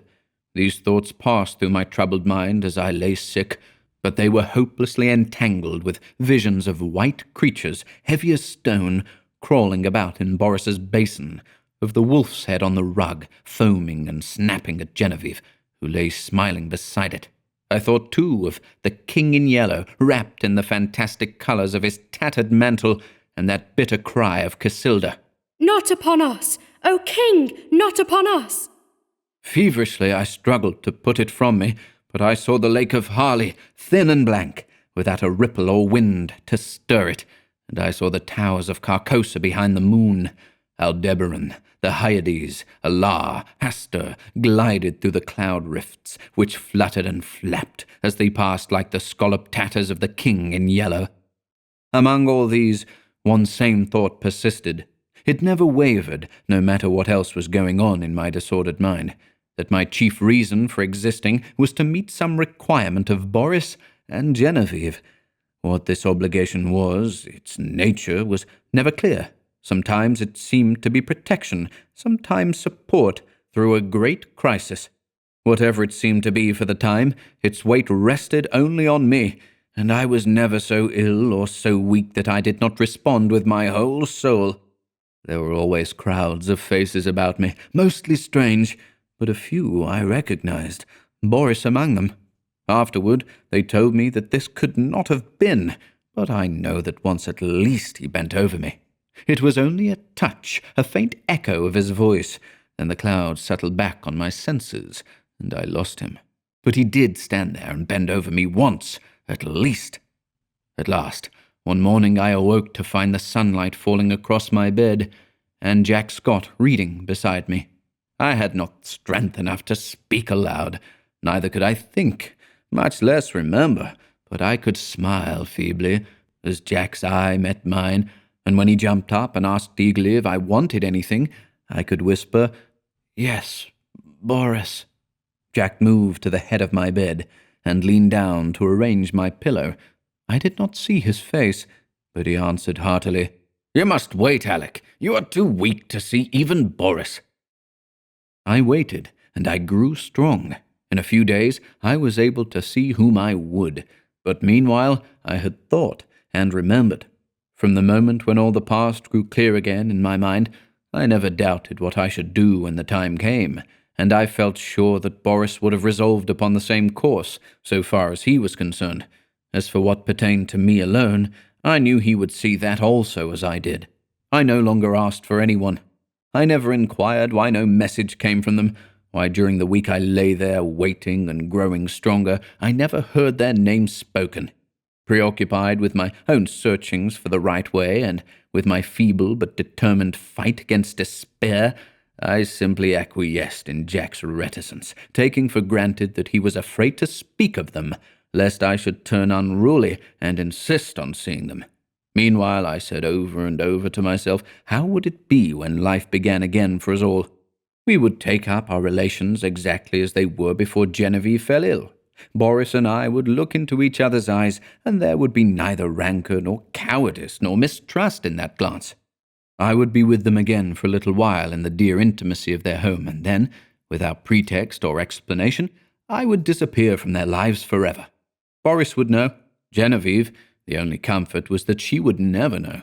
It seemed, as I thought it over, that I had found the meaning of that sense of obligation which had persisted all through my delirium, and the only possible answer to it. So, when I was quite ready, I beckoned Jack to me one day and said, "Jack, I want Boris at once, and take my dearest greeting to Genevieve." When at last he made me understand that they were both dead, I fell into a wild rage that tore all my little convalescent strength to atoms. I raved and cursed myself into a relapse, from which I crawled forth some weeks afterward, a boy of 21 who believed that his youth was gone forever. I seemed to be past the capability of further suffering, and one day when Jack handed me a letter and the keys to Boris's house, I took them without a tremor and asked him to tell me all. It was cruel of me to ask him, but there was no help for it, and he leaned wearily on his thin hands to reopen the wound which could never entirely heal. He began very quietly. "Alec, unless you have a clue that I know nothing about, you will not be able to explain any more than I what has happened. I suspect that you would rather not hear these details, but you must learn them, else I would spare you the relation. God knows I wish I could be spared the telling. I shall use few words.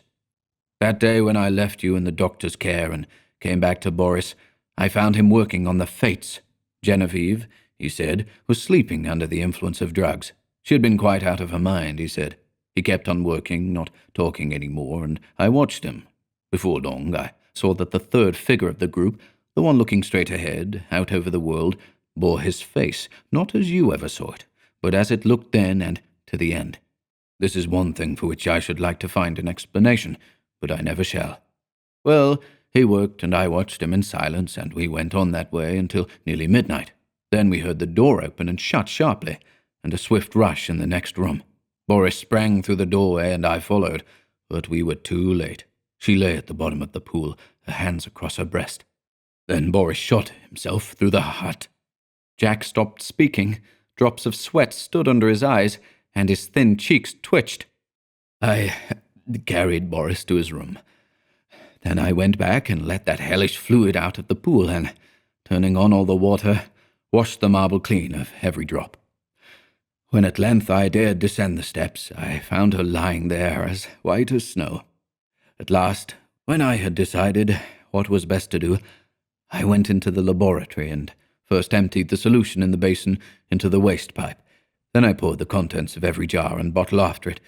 There was wood in the fireplace, so I built a fire, and, breaking the locks of Boris's cabinet, I burnt every paper, notebook, and letter that I found there. With a mallet from the studio, I smashed to pieces all the empty bottles. Then, loading them into a coal scuttle, I carried them to the cellar and threw them over the red-hot bed of the furnace. 6 times I made the journey, and at last not a vestige remained of anything which might again aid in seeking for the formula which Boris had found. Then at last I dared call the doctor. He is a good man, and together we struggled to keep it from the public. Without him I never could have succeeded. At last we got the servants paid and sent away into the country, where old Rosier keeps them quiet with stories of Boris's and Genevieve's travels in distant lands, from whence they will not return for years.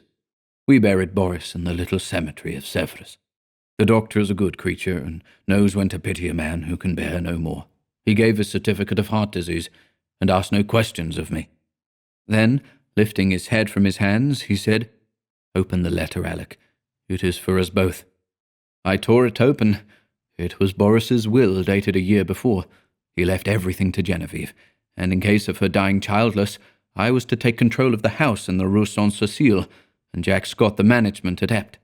On our deaths, the property reverted to his mother's family in Russia, with the exception of the sculptured marbles executed by himself.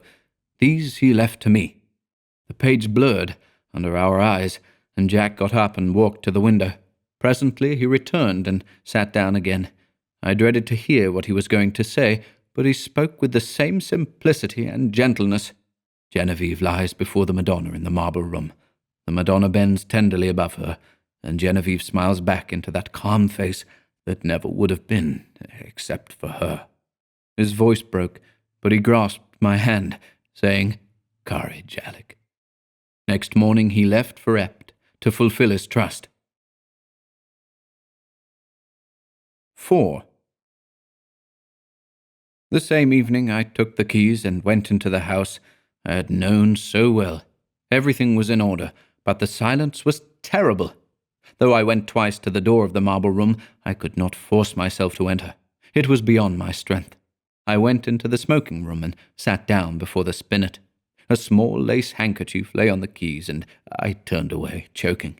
It was plain I could not stay, so I locked every door, every window, and the 3 front and back gates, and went away. Next morning, Alcide packed my valise, and leaving him in charge of my apartments, I took the Orient Express for Constantinople. During the 2 years that I wandered through the East, at first, in our letters, we never mentioned Genevieve and Boris, but gradually their names crept in. I recollect particularly a passage in one of Jack's letters replying to one of mine. "What you tell me of seeing Boris bending over you while you lay ill, and feeling his touch on your face and hearing his voice, of course troubles me. This that you describe must have happened a fortnight after he died. I say to myself that you were dreaming, that it was part of your delirium, but the explanation does not satisfy me, nor would it you." Toward the end of the 2nd year, a letter came from Jack to me in India, so unlike anything that I had ever known of him that I decided to return at once to Paris. He wrote, "I am well, and sell all my pictures as artists do who have no need of money. I have not a care of my own, but I am more restless than if I had. I am unable to shake off a strange anxiety about you. It is not apprehension, it is rather a breathless expectancy. Of what, God knows. I can only say it is wearing me out. Nights I dream always of you and Boris. I can never recall anything afterward, but I wake in the morning, with my heart beating, and all day the excitement increases, until I fall asleep at night to recall the same experience. I am quite exhausted by it, and have determined to break up this morbid condition. I must see you. Shall I go to Bombay, or will you come to Paris?" I telegraphed him to expect me by the next steamer. When we met, I thought he had changed very little. I, he insisted, looked in splendid health. It was good to hear his voice again, and as we sat and chatted about what life still held for us, we felt that it was pleasant to be alive in the bright spring weather. We stayed in Paris together a week, and then I went for a week to Ept with him. But first of all we went to the cemetery at Sèvres, where Boris lay. "Shall we place the fates in the little grove above him?" Jack asked, and I answered, "I think only the Madonna should watch over Boris's grave." But Jack was none the better for my homecoming. The dreams of which he could not retain even the least definite outline continued, and he said that at times the sense of breathless expectancy was suffocating. "You see, I do you harm and not good," I said. "Try a change without me." So he started alone for a ramble among the Channel Islands, and I went back to Paris. I had not yet entered Boris's house, now mine, since my return, but I knew it must be done. It had been kept in order by Jack. There were servants there, so I gave up my own apartment and went there to live. Instead of the agitation I had feared, I found myself able to paint there tranquilly. I visited all the rooms, all but one. I could not bring myself to enter the marble room where Genevieve lay, and yet I felt the longing growing daily to look upon her face, to kneel beside her. One April afternoon, I lay dreaming in the smoking room, just as I had lain 2 years before, and mechanically I looked among the tawny eastern rugs for the wolfskin. At last I distinguished the pointed ears and flat cruel head, and I thought of my dream where I saw Genevieve lying beside it. The helmet still hung against the threadbare tapestry, among them the old Spanish morion, which I remembered Genevieve had once put on when we were amusing ourselves with the ancient bits of mail. I turned my eyes to the spinet. Every yellow key seemed eloquent of her caressing hand, and I rose, drawn by the strength of my life's passion, to the sealed door of the marble room. The heavy doors swung inward under my trembling hands. Sunlight poured through the window, tipping with gold the wings of Cupid, and lingered like a nimbus over the brows of the Madonna. A tender face bent in compassion over a marble form so exquisitely pure that I knelt and signed myself. Genevieve lay in the shadow under the Madonna, and yet, through her white arms, I saw the pale azure vein, and beneath her softly clasped hands the folds of her dress were tinged with rose, as if from some faint, warm light within her breast. Bending, With a breaking heart, I touched the marble drapery with my lips, then crept back into the silent house. The maid came and brought me a letter, and I sat down in the little conservatory to read it, but as I was about to break the seal, seeing the girl lingering, I asked her what she wanted. She stammered something about a white rabbit that had been caught in the house, and asked what should be done with it. I told her to let it loose in the walled garden behind the house, and opened my letter. It was from Jack, but so incoherent that I thought he must have lost his reason. It was nothing but a series of prayers to me not to leave the house until he could get back. He could not tell me why. There were the dreams, he said. He could explain nothing, but he was sure that I must not leave the house in the Rue Saint-Cécile. As I finished reading, I raised my eyes and saw the same maidservant standing in the doorway, holding a glass dish in which 2 goldfish were swimming. "Put them back in the tank, and tell me what you mean by interrupting me," I said. With a half-suppressed whimper, she emptied water and fish into an aquarium at the end of the conservatory, and turning to me, asked my permission to leave my service. She said people were playing tricks on her, evidently with a design of getting her into trouble. The marble rabbit had been stolen, and a live one had been brought into the house. The 2 beautiful marble fish were gone, and she had just found those common live things flopping on the dining-room floor. I reassured her and sent her away, saying I would look about myself. I went into the studio. There was nothing there but my canvases and some casts, except the marble of the Easter lily. I saw it on a table across the room. Then I strode angrily over to it, but the flower I lifted from the table was fresh and fragile and filled the air with perfume. Then suddenly I comprehended, and sprang through the hallway to the marble room. The doors flew open, the sunlight streamed into my face, and through it, in a heavenly glory, the Madonna smiled as Genevieve lifted her flushed face from her marble couch and opened her sleepy eyes.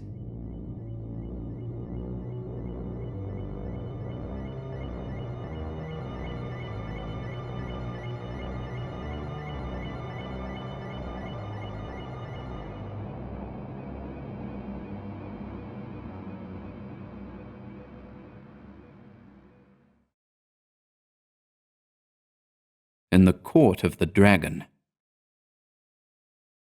O thou who burn'st in heart for those who burn in hell, whose fires thyself shall feed in turn, how long be crying, mercy on them, God, why, who art thou to teach, and he to learn? In the church of St. Barnaby, vespers were over. The clergy left the altar. The little choir boys flocked across the chancel and settled in the stalls. A Swiss in rich uniform marched down the south aisle, sounding his staff at every 4th step on the stone pavement. Behind him came that eloquent preacher and good man, Monsignor C. My chair was near the chancel rail. I now turned toward the west end of the church. The other people between the altar and the pulpit turned too. There was a little scraping and rustling while the congregation seated itself again. The preacher mounted the pulpit stairs, and the organ voluntary ceased. I had always found the organ playing at St. Barnaby highly interesting. Learned and scientific it was, too much so for my small knowledge, but expressing a vivid if cold intelligence. Moreover, it possessed the French quality of taste. Taste reigned supreme, self-control, dignified, and reticent. Today, however, from the first chord, I had felt a change for the worse, a sinister change. During Vespers, it had been chiefly the chancel organ which supported the beautiful choir, but now and again, quite wantonly as it seemed, from the west gallery where the great organ stands, a heavy hand had struck across the church at the serene peace of those clear voices. It was something more than harsh and dissonant, and it betrayed no lack of skill. As it recurred again and again, it set me thinking of what my architect's books say about the custom in early times to consecrate the choir as soon as it was built, and that the nave, being finished sometimes half a century later, often did not get any blessing at all. I wondered idly if that had been the case at St. Barnaby, and whether something not usually supposed to be at home in a Christian church might have entered undetected and taken possession of the west gallery. I had read of such things happening too, but not in works on architecture. Then I remembered that St. Barnaby was not much more than 100 years old, and smiled at the incongruous association of medieval superstitions with that cheerful little piece of 18th century rococo. But now Vespers were over, and there should have followed a few quiet chords fit to accompany meditation while we waited for the sermon. Instead of that, the discord at the lower end of the church broke out with the departure of the clergy, as if now nothing could control it. I belong to those children of an older and simpler generation who do not love to seek for psychological subtleties in art, and I have ever refused to find in music anything more than melody and harmony. But I felt that in the labyrinth of sounds now issuing from that instrument, there was something being hunted. Up and down the pedals chased him, while the manuals blared approval. Poor devil, whoever he was, there seemed small hope of escape. My nervous annoyance changed to anger. Who was doing this? How dare he play like that in the midst of divine service? I glanced at the people near me. Not one appeared to be in the least disturbed. The placid brows of the kneeling nuns, still turned towards the altar, lost none of their devout abstraction under the pale shadow of their white headdress. The fashionable lady beside me was looking expectantly at Monsignor C. For all her face betrayed, the organ might have been singing an Ave Maria. But now, at last, the preacher had made the sign of the cross and commanded silence. I turned to him gladly. Thus far, I had not found the rest I had counted on when I entered St. Barnaby that afternoon. I was worn out by 3 nights of physical suffering and mental trouble. The last had been the worst, and it was an exhausted body and a mind benumbed and yet acutely sensitive, which I had brought to my favorite church for healing. For I had been reading The King in Yellow. The sun ariseth, they gather themselves together and lay them down in their dens. Monsignor C. delivered his text in a calm voice, glancing quietly over the congregation. My eyes turned, I knew not why, toward the lower end of the church. The organist was coming from behind his pipes, and, passing along the gallery on his way out, I saw him disappear by a small door that leads to some stairs which descend directly to the street. He was a slender man, and his face was as white as his coat was black. Good riddance, I thought, with your wicked music. I hope your assistant will play the closing voluntary. With a feeling of relief, with a deep, calm feeling of relief, I turned back to the mild face in the pulpit and settled myself to listen. Here, at last, was the ease of mind I longed for. My children, said the preacher, one truth the human soul finds hardest of all to learn, that it has nothing to fear. It can never be made to see that nothing can really harm it. Curious doctrine, I thought. For a Catholic priest, let us see how he will reconcile that with the fathers. Nothing can really harm the soul, he went on in his coolest, clearest tones. Because... But I never heard the rest. My eye left his face, I knew not for what reason, and sought the lower end of the church. The same man was coming out from behind the organ, and was passing along the gallery the same way. But there had not been time for him to return, and if he had returned, I must have seen him. I felt a faint chill, and my heart sank. And yet his going and coming were no affair of mine. I looked at him. I could not look away from his black figure and his white face. When he was exactly opposite to me, he turned and sent across the church straight into my eyes a look of hate, intense and deadly. I have never seen any other like it. Would to God I might never see it again. Then he disappeared by the same door through which I had watched him depart less than 60 seconds before. I sat and tried to collect my thoughts. My first sensation was like that of a very young child badly hurt, when it catches its breath before crying out. To suddenly find myself the object of such hatred was exquisitely painful, and this man was an utter stranger. Why should he hate me so? Me, whom he had never seen before. For the moment, all other sensation was merged in this one pang. Even fear was subordinate to grief, and for that moment I never doubted. But in the next I began to reason, and a sense of the incongruous came to my aid. As I have said, St. Barnaby is a modern church. It is small and well lighted. One sees all over it almost at a glance. The organ gallery gets a strong white light from a row of long windows in the clerestory, which have not even coloured glass. The pulpit being in the middle of the church, it followed that, when I was turned toward it, whatever moved at the west end could not fail to attract my eye. When the organist passed, it was no wonder that I saw him. I had simply miscalculated the interval between his first and his second passing. He had come in that last time by the other side door. As for the look which had so upset me, there had been no such thing, and I was a nervous fool. I looked about. This was a likely place to harbour supernatural horrors. That clear-cut, reasonable face of Monsignor C., his collected manner and easy, graceful gestures, were they not just a little discouraging to the notion of a gruesome mystery? I glanced above his head and almost laughed. That flyaway lady supporting one corner of the pulpit canopy, which looked like a fringed damask tablecloth in a high wind, at the first attempt of a basilisk to pose up there in the organ loft, she would point her gold trumpet at him and puff him out of existence. I laughed to myself over this conceit, which, at the time, I thought very amusing, and sat and chaffed myself and everything else, from the old harpy outside the railing, who had made me pay 10 centimes for my chair before she would let me in. She was more like a basilisk, I told myself, than was my organist with the anemic complexion. From that grim old dame to, yes, alas, Monsignor C. himself. For all devoutness had fled. I had never yet done such a thing in my life, but now I felt a desire to mock. As for the sermon, I could not hear a word of it for the jingle in my ears of "The skirts of St. Paul has reached, having preached as those 6 Lent lectures, more unctuous than ever he preached, keeping time to the most fantastic and irreverent thoughts." It was no use to sit there any longer. I must get out of doors and shake myself free from this hateful mood. I knew the rudeness I was committing, but still I rose and left the church. A spring sun was shining on the Rue Saint-Honoré as I ran down the church steps.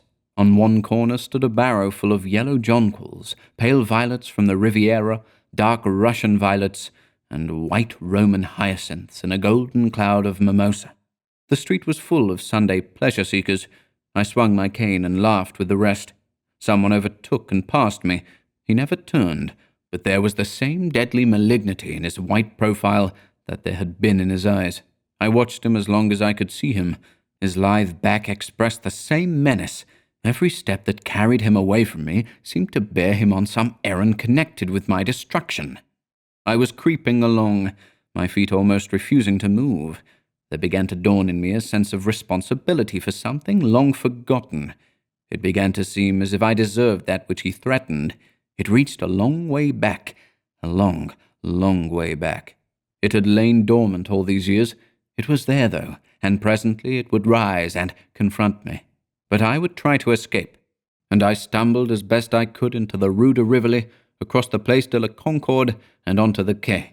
I looked with sick eyes upon the sun, shining through the white foam of the fountain, pouring over the backs of the dusky bronze river gods, on the far-away arc, a structure of amethyst mist, on the countless vistas of grey stems and bare branches faintly green. Then I saw him again, coming down one of the chestnut alleys of the Cours la Reine. I left the riverside, plunged blindly across the Champs-Élysées, and turned toward the Arc. The setting sun was sending its rays along the green sward of the Rond-Point. In the full glow he was sat on a bench, children and young mothers all about him.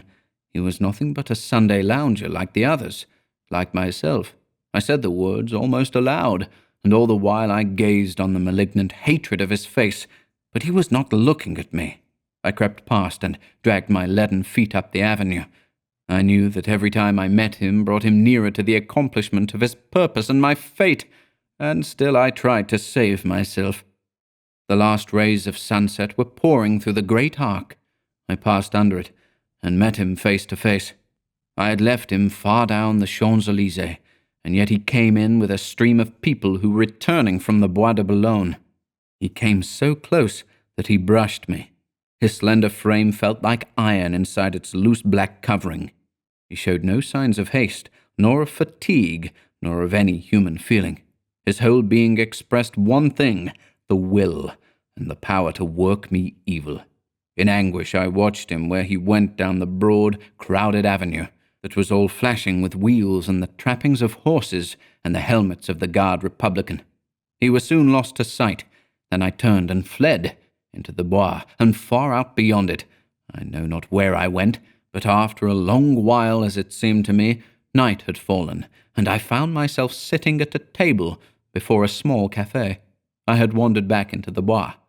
It was hours now since I had seen him. Physical fatigue and mental suffering had left me no power to think or feel. I was tired, so tired. I longed to hide away in my own den. I resolved to go home, but that was a long way off. I live in the Court of the Dragon, a narrow passage that leads from the Rue de Rennes to the Rue de Dragon. It is an impasse, traversable only for foot passengers.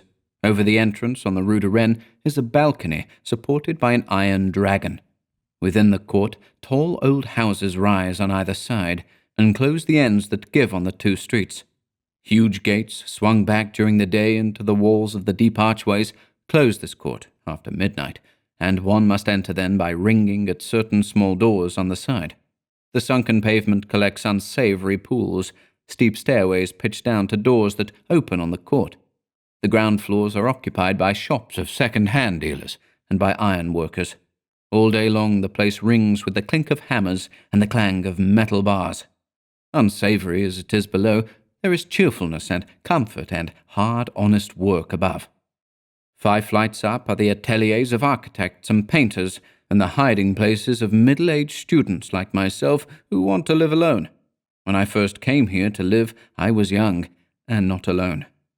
I had to walk a while before any conveyance appeared, but at last, when I had almost reached the Arc de Triomphe again, an empty cab came along and I took it. From the Arc to the Rue de Rennes is a drive of more than half an hour, especially when one is conveyed by a tired cab-horse that has been at the mercy of Sunday fate-makers. There had been time before I passed under the dragon's wings to meet my enemy over and over again, but I never saw him once, and now refuge was close at hand. Before the wide gateway, a small mob of children were playing. Our concierge and his wife walked among them with their black poodle, keeping order. Some couples were waltzing on the sidewalk. I returned their greetings and hurried in. All the inhabitants of the court had trooped out into the street. The place was quite deserted, lighted by a few lanterns hung high up, in which the gas burned dimly. My apartment was at the top of a house, halfway down the court, reached by a staircase that descended almost into the street, with only a bit of passageway intervening. I set my foot on the threshold of the open door. The friendly old ruinous stairs rose before me, leading up to rest and shelter. Looking back over my right shoulder, I saw him, 10 paces off. He must have entered the court with me. He was coming straight on, neither slowly nor swiftly, but straight on to me, and now he was looking at me. For the first time since our eyes encountered across the church, they met now again, and I knew that the time had come. Retreating backward, down the court, I faced him. I meant to escape by the entrance on the Rue de Dragon. His eyes told me that I never should escape. It seemed ages while we were going, I retreating, he advancing, down the court in perfect silence, but at last I felt the shadow of the archway, and the next step brought me within it. I had meant to turn here and spring through into the street, but the shadow was not that of an archway. It was that of a vault. The great doors on the Rue de Dragon were closed.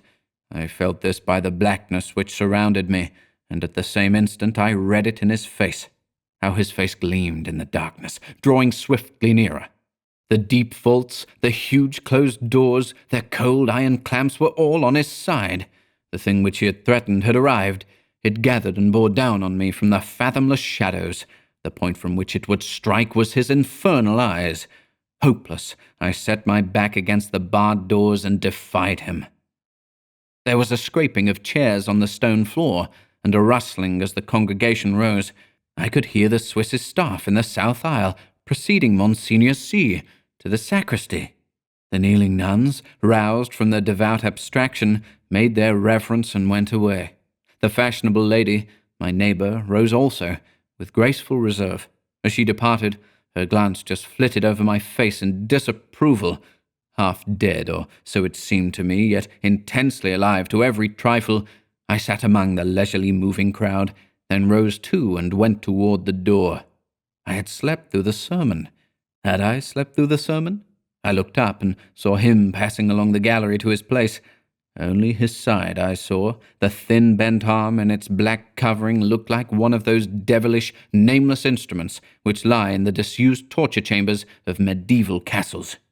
But I had escaped him, though his eyes had said I should not. Had I escaped him?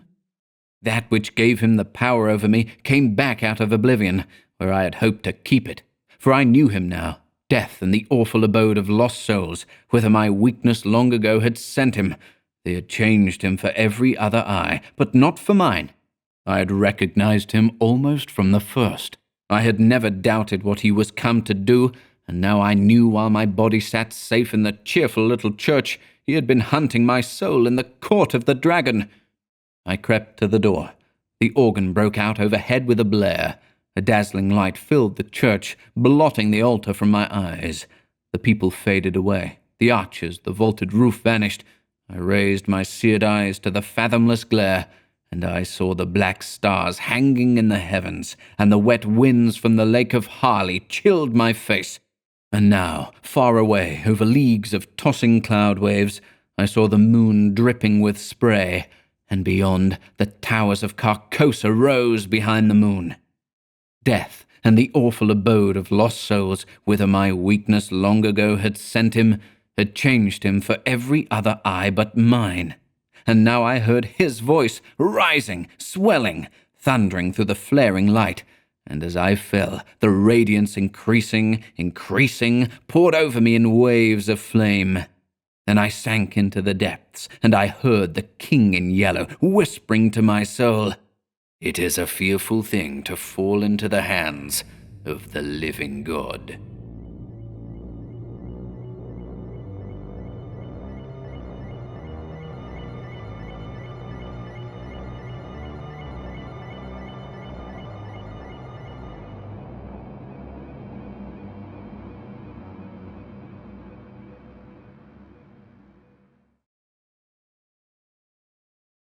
The Yellow Sign.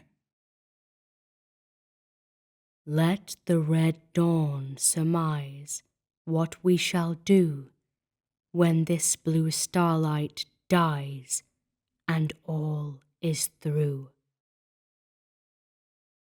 1. There are so many things which are impossible to explain. Why should certain chords in music make me think of the brown and golden tints of autumn foliage?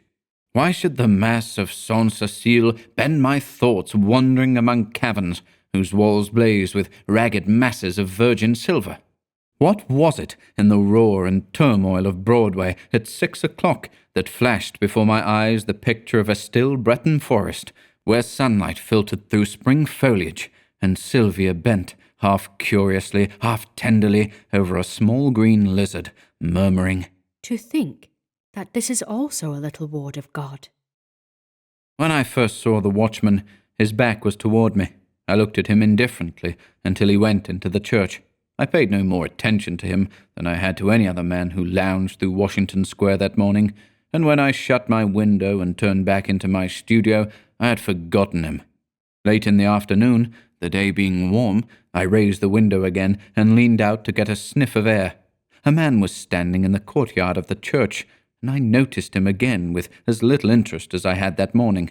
I looked across the square to where the fountain was playing, and then, with my mind filled with vague impressions of trees, asphalt drives, and the moving groups of nursemaids and holiday-makers, I started to walk back to my easel.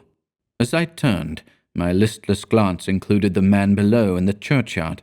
His face was toward me now, and with a perfectly involuntary movement, I bent to see it. At the same moment, he raised his head and looked at me. Instantly, I thought of a coffin worm.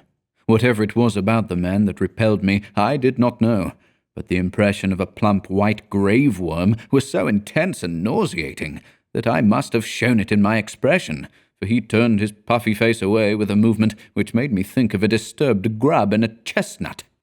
I went back to my easel and motioned the model to resume her pose.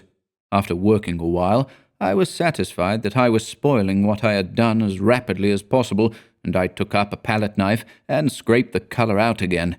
The flesh tones were sallow and unhealthy, and I did not understand how I could have painted such sickly colour into a study which before that had glowed with healthy tones. I looked at Tessie. She had not changed, and the clear flush of health dyed her neck and cheeks as I frowned. Is it something I've done? She said.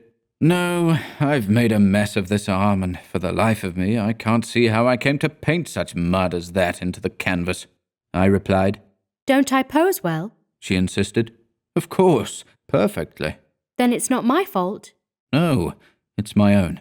I am very sorry, she said.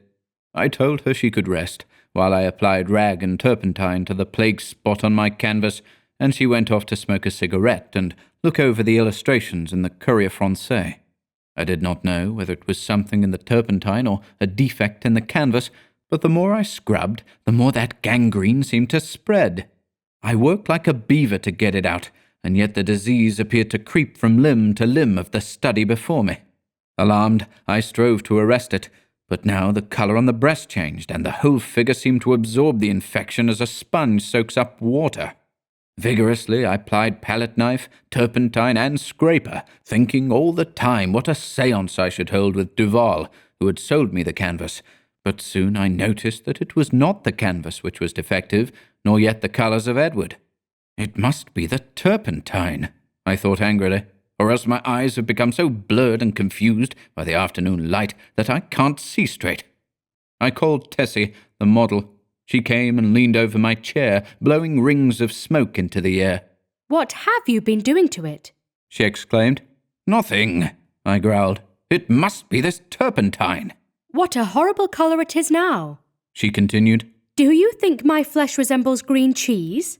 No, I don't, I said angrily. Did you ever know me to paint like that before? No, indeed. Well then. It must be the turpentine or something, she admitted. She slipped on a Japanese robe and walked to the window. I scraped and rubbed until I was tired, and finally picked up my brushes and hurled them through the canvas with a forcible expression, the tone alone of which reached Tessie's ears. Nevertheless, she promptly began, That's it. Swear and act silly and ruin your brushes. You have been 3 weeks on that study, and now look. What's the good of ripping the canvas? What creatures artists are! I felt about as much ashamed as I usually did after such an outbreak, and I turned the ruined canvas to the wall. Tessie helped me clean my brushes, and then danced away to dress. From the screen she regaled me with bits of advice concerning whole or partial loss of temper, until, thinking perhaps I had been tormented sufficiently, she came out to implore me to button her waist, where she could not reach it on the shoulder. Everything went wrong from the time you came back from the window and talked about that horrid-looking man you saw in the churchyard, she announced. Yes, you probably bewitched the picture, I said, yawning. I looked at my watch. It's after 6, I know, said Tessie, adjusting her hat before the mirror. Yes, I replied. I didn't mean to keep you so long. I leaned out of the window, but recoiled with disgust, for the young man with the pasty face stood below in the churchyard. Tessie saw my gesture of disapproval and leaned from the window. Is that the man you don't like? She whispered. I nodded. I can't see his face, but he does look fat and soft. Some way or other, she continued, turning to look at me. He reminds me of a dream. An awful dream I once had. Or, she mused, looking down at her shapely shoes. Was it a dream after all? How should I know? I smiled. Tessie smiled in reply. You were in it, she said. So perhaps you might know something about it. Tessie, I protested. Don't you dare flatter by saying that you dream about me. But I did, she insisted. Shall I tell you about it? Go ahead, I replied, lighting a cigarette. Tessie leaned back on the open windowsill and began very seriously. One night, last winter, I was lying in bed, thinking about nothing at all in particular. I had been posing for you, and I was tired out, yet it seemed impossible for me to sleep. I heard the bells in the city ring 10, 11, and midnight. I must have fallen asleep about midnight, because I don't remember hearing the bells after that. It seemed to me that I had scarcely closed my eyes when I dreamed that something impelled me to go to the window. I rose, and raising the sash, leaned out, 25th Street was deserted as far as I could see. I began to be afraid. Everything outside seemed so black and uncomfortable. Then the sound of wheels in the distance came to my ears, and it seemed to me as though that was what I must wait for. Very slowly, the wheels approached, and finally, I could make out a vehicle moving along the street. It came nearer and nearer, and when it passed beneath my window, I saw it was a hearse. Then, as I trembled with fear, the driver turned and looked straight at me. When I awoke, I was standing by the open window, shivering with cold, but the black-plumed hearse and the driver were gone. I dreamed this dream again in March last, and again awoke beside the open window. Last night, the dream came again. You remember how it was raining? When I awoke, standing at the open window, my nightdress was soaked. But where did I come into the dream? I asked. You were in the coffin, but you were not dead. In the coffin? Yes. How did you know? Could you see me? No, I only knew you were there. Had you been eating Welsh rarebits or lobster salad? I began, laughing, but the girl interrupted me with a frightened cry. Hello, what's up? I said, as she shrank back into the embrasure by the window. The man below in the churchyard. He drove the hearse. Nonsense, I said, but Tessie's eyes were wide with terror. I went to the window and looked out. The man was gone. Come, Tessie, I urged. Don't be foolish. You have posed too long. You are nervous. Do you think I could forget that face? She murmured. 3 times I saw the hearse pass below my window, and every time the driver turned and looked up at me. Oh, his face was so white and soft. It looked dead. It looked as if it had been dead a long time. I induced the girl to sit down and swallow a glass of marsala. Then I sat down beside her and tried to give her some advice. Look here, Tessie, I said. You go to the country for a week or 2 and you'll have no more dreams about hearses. You pose all day, and when night comes your nerves are upset. You can't keep this up. Then again, instead of going to bed when your day's work is done, you run off to picnics at Sulzer's Park, or go to the El Dorado or Coney Island, and when you come down here next morning you are fagged out. There was no real hearse. There was a soft-shell crab dream. She smiled faintly. What about the man in the churchyard? Oh, he's only an ordinary, unhealthy, everyday creature. As true as my name is Tessie Reardon, I swear to you, Mr. Scott, that the face of the man below in the churchyard is the face of the man who drove the hearse. What of it? I said. It's an honest trade. Then you think I did see the hearse? Oh, I said diplomatically. If you really did, it might not be unlikely that the man below drove it. There is nothing in that. Tessie rose, unrolled her scented handkerchief, and taking a bit of gum from a knot in the hem, placed it in her mouth.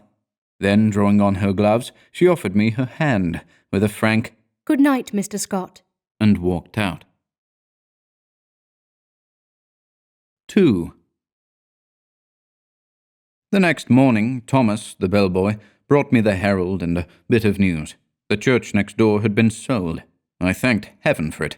Not that being a Catholic I had any repugnance for the congregation next door, but because my nerves were shattered by a blatant exhorter, whose every word echoed through the aisle of the church, as if it had been my own rooms, and who insisted on his R's with a nasal persistence which revolted my every instinct. Then, too, there was a fiend in human shape, an organist, who reeled off some of the grand old hymns with an interpretation of his own, and I longed for the blood of a creature who could play the doxology with an amendment of minor chords which one hears only in a quartet of very young undergraduates. I believe the minister was a good man, but when he bellowed, "And the Lord said unto Moses, The Lord is a man of war, the Lord is his name. My wrath shall wax hot, and I will kill you with the sword." I wondered how many centuries of purgatory it would take to atone for such a sin. Who bought the property? I asked Thomas. Nobody that I know, sir. They do say the gent what owns this here Hamilton Flats was looking at it. He might be building more studios. I walked to the window. The young man with the unhealthy face stood by the churchyard gate, and at the mere sight of him the same overwhelming repugnance took possession of me. "By the way, Thomas," I said, "who is that fellow down there?" Thomas sniffed. "That there worm, sir? He's night watchman of the church, sir. He makes me tired of sitting out all night on them steps and looking at you insulting like. I'd have punched his head, sir. Beg pardon, sir." "Go on, Thomas." "One night, a-coming home with Harry, the other English boy, I sees him a-sitting there on them steps. We had Molly and Jen with us, sir, the two girls on the tray service, and he looked so insulting at us that I up and says, 'What you looking at, you fat slug?' Beg pardon, sir, but that's how I says it, sir. Then he don't say nothing, and I says, 'Come out,' and I punch that pudding head. Then he opens the gate and goes in, but he don't say nothing, only looks insulting like. Then I hits him one, but his head was that cold and mushy it'd have sickened you to touch him." "What did he do then?" I asked curiously. "Him? Nothing." "And you, Thomas?" The young fellow flushed with embarrassment and smiled uneasily.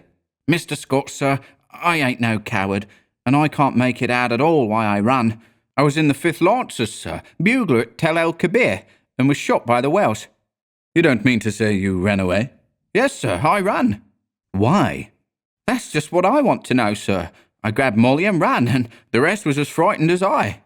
"But what were they frightened at?"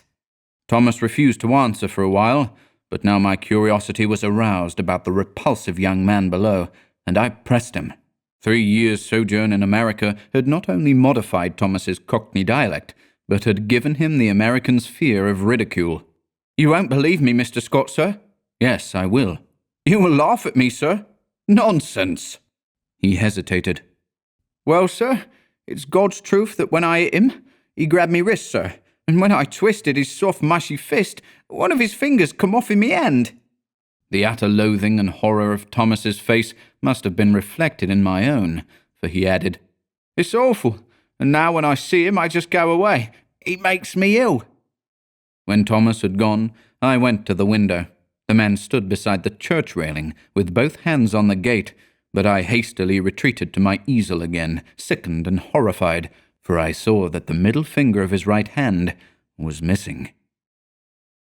At 9 o'clock, Tessie appeared and vanished behind the screen with a merry, "Good morning, Mr. Scott." When she had reappeared and taken her pose upon the model stand, I started a new canvas, much to her delight.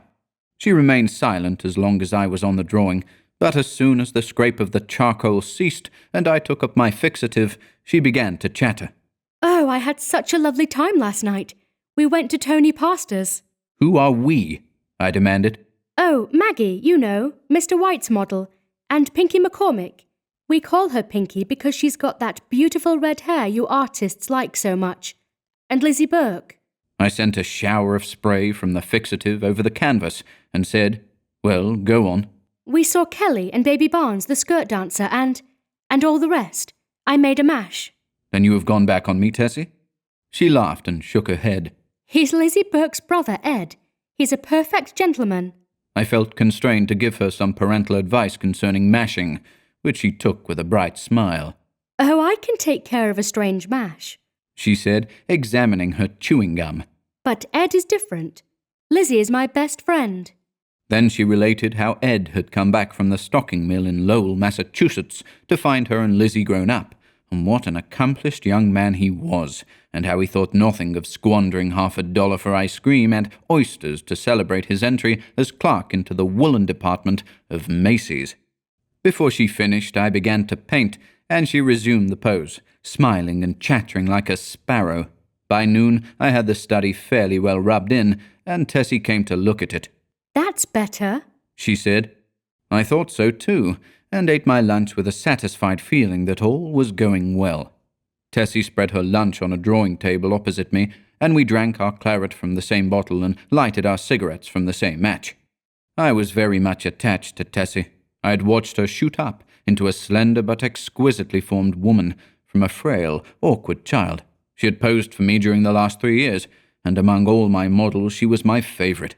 It would have troubled me very much indeed had she become tough or fly, as the phrase goes, but I never noticed any deterioration of her manner and felt at heart that she was all right. She and I never discussed morals at all, and I had no intention of doing so, partly because I had none myself, and partly because I knew she would do what she liked in spite of me. Still, I did hope she would steer clear of complications, because I wished her well, and then also I had a selfish desire to retain the best model I had. I knew that mashing, as she termed it, had no significance with girls like Tessie, and that such things in America did not resemble in the least the same things in Paris. Yet, having lived with my eyes open, I also knew that somebody would take Tessie away some day, in one manner or another, and though I professed to myself that marriage was nonsense, I sincerely hoped that, in this case, there would be a priest at the end of the vista. I'm a Catholic. When I listen to High Mass, when I sign myself, I feel that everything, including myself, is more cheerful, and when I confess, it does me good. A man who lives as much alone as I do must confess to somebody. Then, again, Sylvia was Catholic, and it was reason enough for me. But I was speaking of Tessie, which is very different. Tessie also was Catholic, and much more devout than I, so, taking it all in all, I had little fear for my pretty model until she should fall in love. But then I knew that fate alone would decide her future for her, and I prayed inwardly that fate would keep her away from men like me and throw into her path nothing but Ed Burkes and Jimmy McCormicks. Bless her sweet face. Tessie sat, blowing rings of smoke up to the ceiling and tinkling the ice in her tumbler. "Do you know that I also had a dream last night?" I observed. Not about that man. She laughed. "Exactly. A dream similar to yours, only much worse. It was foolish and thoughtless of me to say this, but you know how little tact the average painter has. I must have fallen asleep about 10 o'clock, I continued, and after a while I dreamt that I awoke. So plainly did I hear the midnight bells, the wind in the tree branches, and the whistle of steamers from the bay, that even now I can scarcely believe I was not awake. I seemed to be lying in a box which had a glass cover. Dimly I saw the street lamps as I passed, for I must tell you, Tessie, the box in which I reclined appeared to lie in a cushioned wagon which jolted me over a stony pavement. After a while I became impatient and tried to move, but the box was too narrow. My hands were crossed on my breast, so I could not raise them to help myself. I listened and then tried to call. My voice was gone. I could hear the trample of the horses attached to the wagon, and even the breathing of the driver. Then another sound broke upon my ears like the raising of a window sash. I managed to turn my head a little, and found I could look not only through the glass cover of my box, but also through the glass panes in the side of the covered vehicle. I saw houses, empty and silent, with neither light nor life about any of them, excepting one. In that house a window was open on the first floor, and a figure, all in white, stood looking down into the street. It was you. Tessie had turned her face away from me and leaned on the table with her elbow. "I could see your face," I resumed, "and it seemed to me to be very sorrowful. Then we passed on and turned into a narrow black lane. Presently the horses stopped. I waited and waited, closing my eyes with fear and impatience, but all was silent as the grave. After what seemed to me hours, I began to feel uncomfortable. A sense that somebody was close to me made me unclose my eyes. Then I saw the white face of the hearse driver looking at me through the coffin lid. A sob from Tessie interrupted me. She was trembling like a leaf. I saw I had made an ass of myself and attempted to repair the damage. "Why, Tess," I said, "I only told you this to show you what influence your story might have on another person's dreams. You don't suppose I really lay in a coffin, do you? What are you trembling for? Don't you see that your dream and my unreasonable dislike for that inoffensive watchman of the church simply set my brain working as soon as I fell asleep?"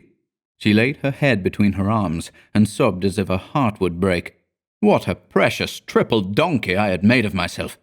But I was about to break my record. I went over and put my arm about her.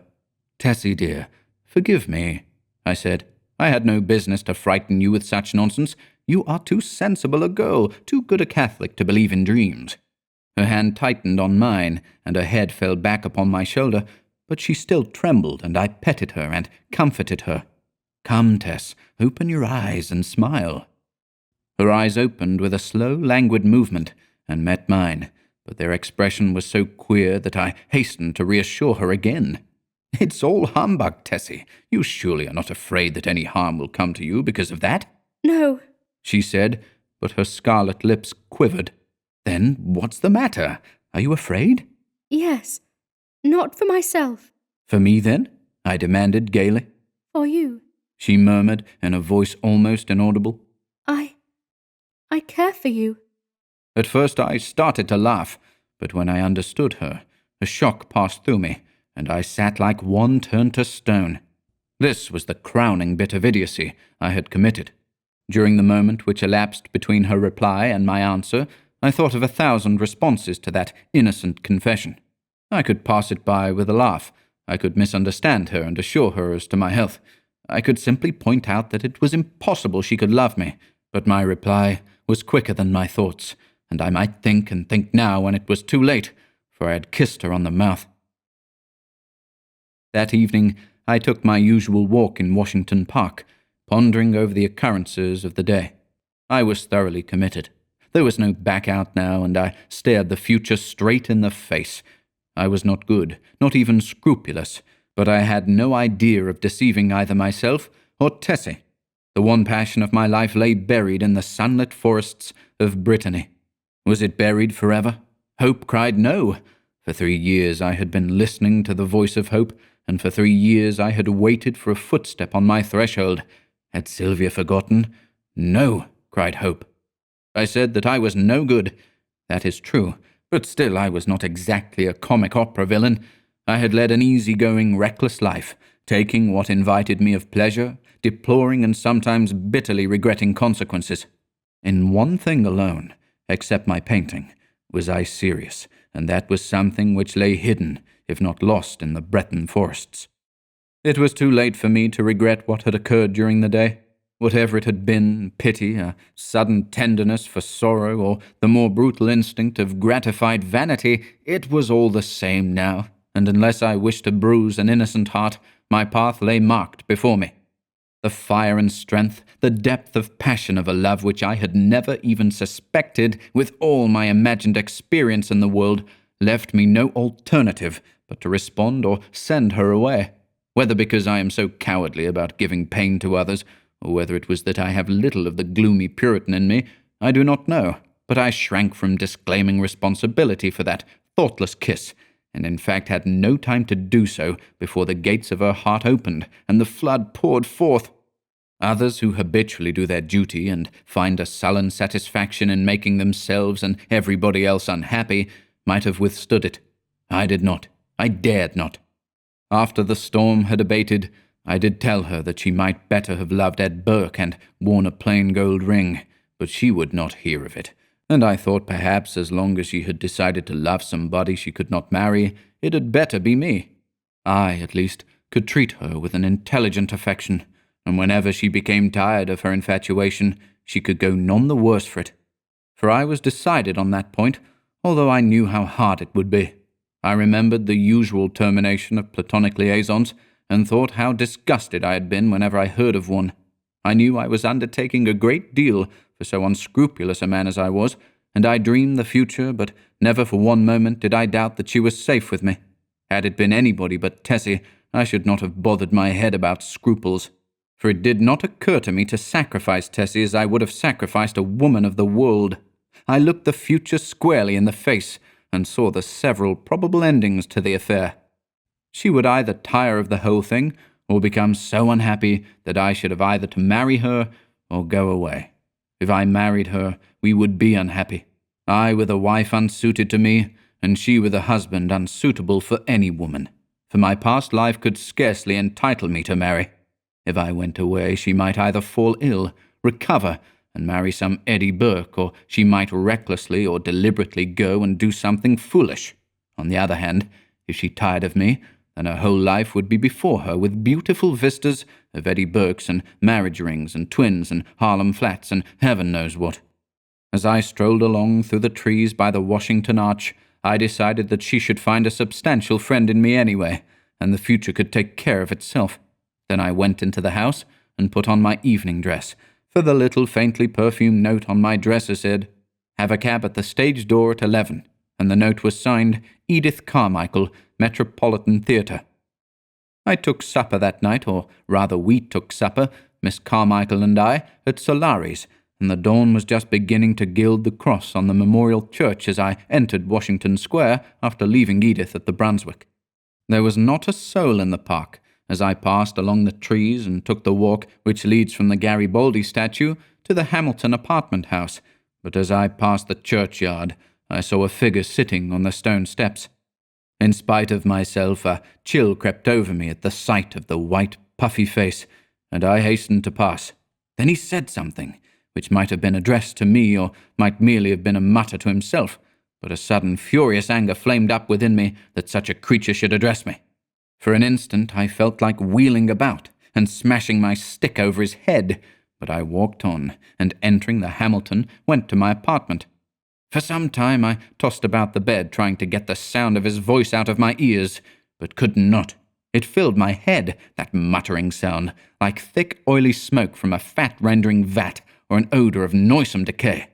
And as I lay and tossed about, the voice in my ears seemed more distinct, and I began to understand the words he had muttered. They came to me slowly, as if I had forgotten them, and at last I could make some sense out of the sounds. It was this: "Have you found the yellow sign? Have you found the yellow sign? Have you found the yellow sign?" I was furious. What did he mean by that? Then, with a curse upon him and his, I rolled over and went to sleep. But when I awoke later, I looked pale and haggard, for I had dreamed the dream of the night before, and it troubled me more than I cared to think. I dressed and went down into my studio. Tessie sat by the window, but as I came in, she rose and put both arms around my neck for an innocent kiss. She looked so sweet and dainty that I kissed her again and then sat down before the easel. "Hello, where's the study I began yesterday?" I asked. Tessie looked conscious, but did not answer. I began to hunt among the piles of canvases, saying, "Hurry up, Tess, and get ready. We must take advantage of the morning light." When at last I gave up the search among the other canvases and turned to look around the room for the missing study, I noticed Tessie standing by the screen with her clothes still on. "What's the matter?" I asked. "Don't you feel well?" Yes. "Then hurry." Do you want me to pose as I have always posed? Then I understood. Here was a new complication. I had lost, of course, the best nude model I had ever seen. I looked at Tessie. Her face was scarlet. Alas, alas, we had eaten of the tree of knowledge, and Eden and native innocence were dreams of the past. I mean for her. I suppose she noticed the disappointment on my face, for she said, "I will pose if you wish. The study is behind the screen here where I put it." "No," I said. "We will begin something new." And I went into my wardrobe and picked out a Moorish costume which fairly blazed with tinsel. It was a genuine costume, and Tessie retired to the screen with it enchanted. When she came forth again, I was astonished. Her long black hair was bound above her forehead with a circlet of turquoises, and the ends curled about her glittering girdle. Her feet were encased in the embroidered pointed slippers, and the skirt of her costume, curiously wrought with arabesques in silver, fell to her ankles. The deep metallic blue vest, embroidered with silver, and the short Moresque jacket, spangled and sewn with turquoises, became her wonderfully. She came up to me and held up her face, smiling. I slipped my hand into my pocket, and drawing out a gold chain with a cross attached, dropped it over her head. "It's yours, Tessie." "Mine?" she faltered. "Yours. Now go and pose." Then, with a radiant smile, she ran behind the screen and presently reappeared with a little box on which was written my name. "I had intended to give it to you when I went home tonight," she said. "but I can't wait now." I opened the box. On the pink cotton inside lay a clasp of black onyx, on which was inlaid a curious symbol or letter in gold. It was neither Arabic nor Chinese, nor, as I found afterwards, did it belong to any human script. "It's all I had to give you for a keepsake," she said timidly. I was annoyed, but I told her how much I should prize it and promised to wear it always. She fastened it on my coat beneath the lapel. "How foolish, Tess, to go and buy me such a beautiful thing as this," I said. "I did not buy it." She laughed. "Where did you get it?" Then she told me how she had found it one day while coming from the aquarium in the Battery, how she had advertised it and watched the papers, but at last gave up all hopes of finding the owner. That was last winter, she said. the very day I had the first horrid dream about the hearse. I remembered my dream of the previous night, but said nothing. And presently my charcoal was flying over a new canvas, and Tessie stood motionless on the model stand. 3. The day following was a disastrous one for me. While moving a framed canvas from one easel to another, my foot slipped on the polished floor, and I fell heavily on both wrists.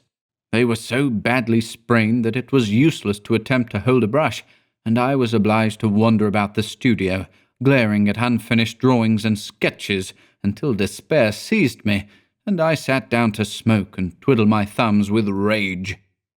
The rain blew against the windows and rattled on the roof of the church, driving me into a nervous fit with its interminable patter.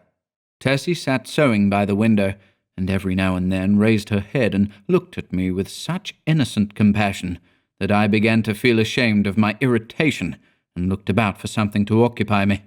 I had read all the papers and all the books in the library, but for the sake of something to do, I went to the bookcases and shoved them open with my elbow.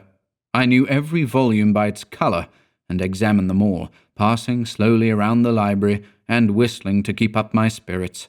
I was turning to go into the dining room when my eye fell upon a book bound in serpent skin, standing in a corner of the top shelf of the last bookcase. I did not remember it, and from the floor could not decipher the pale lettering on the back, so I went to the smoking room and called Tessie. She came in from the studio and climbed up to reach the book. "What is it?" I asked. The King in Yellow. I was dumbfounded. Who had placed it there? How came it to my rooms? I had long ago decided that I should never open that book, and nothing on earth could have persuaded me to buy it. Fearful lest curiosity might tempt me to open it, I had never even looked at it in bookstores. If I ever had had any curiosity to read it, the awful tragedy of young Castaigne, whom I knew, prevented me from exploring its wicked pages. I had always refused to listen to any description of it, and indeed nobody ever ventured to discuss the second part aloud, so I had absolutely no knowledge of what those leaves might reveal. I stared at the poisonous mottled binding as I would at a snake. "Don't touch it, Tessie," I said. "Come down." Of course, my admonition was enough to arouse her curiosity, and before I could prevent it, she took the book and, laughing, danced off into the studio with it. I called to her, but she slipped away with a tormenting smile at my helpless hands, and I followed her with some impatience. "Tessie!" I cried, entering the library. "Listen, I am serious. Put that book away. I do not wish you to open it." The library was empty.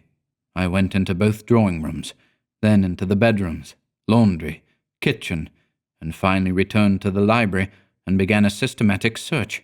She had hidden herself so well that it was half an hour later when I discovered her crouching white and silent by the latticed window in the storeroom above. At the first glance, I saw she had been punished for her foolishness.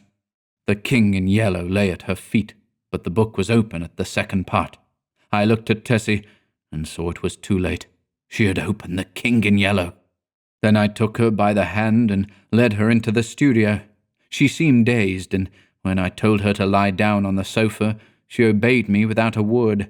After a while, she closed her eyes and her breathing became regular and deep, but I could not determine whether or not she slept. For a long while, I sat silently beside her, but she neither stirred nor spoke, and at last I rose and, entering the unused storeroom, took the book in my least injured hand. It seemed heavy as lead, but I carried it into the studio again, and sitting down on the rug beside the sofa, I opened it and read it through from beginning to end. When, faint with excess of my emotions, I dropped the volume and leaned wearily back against the sofa, Tessie opened her eyes and looked at me. We had been speaking for some time in a dull, monotonous strain before I realized that we were discussing the King in Yellow. Oh, the sin of writing such words which are clear as crystal, limpid and musical as bubbling springs, words which sparkle and glow like the poisoned diamonds of the Medicis. Oh, the wickedness, the hopeless damnation of a soul who could fascinate and paralyze human creatures with such words, words understood by the ignorant and wise alike, words which are more precious than jewels, more soothing than music, more awful than death.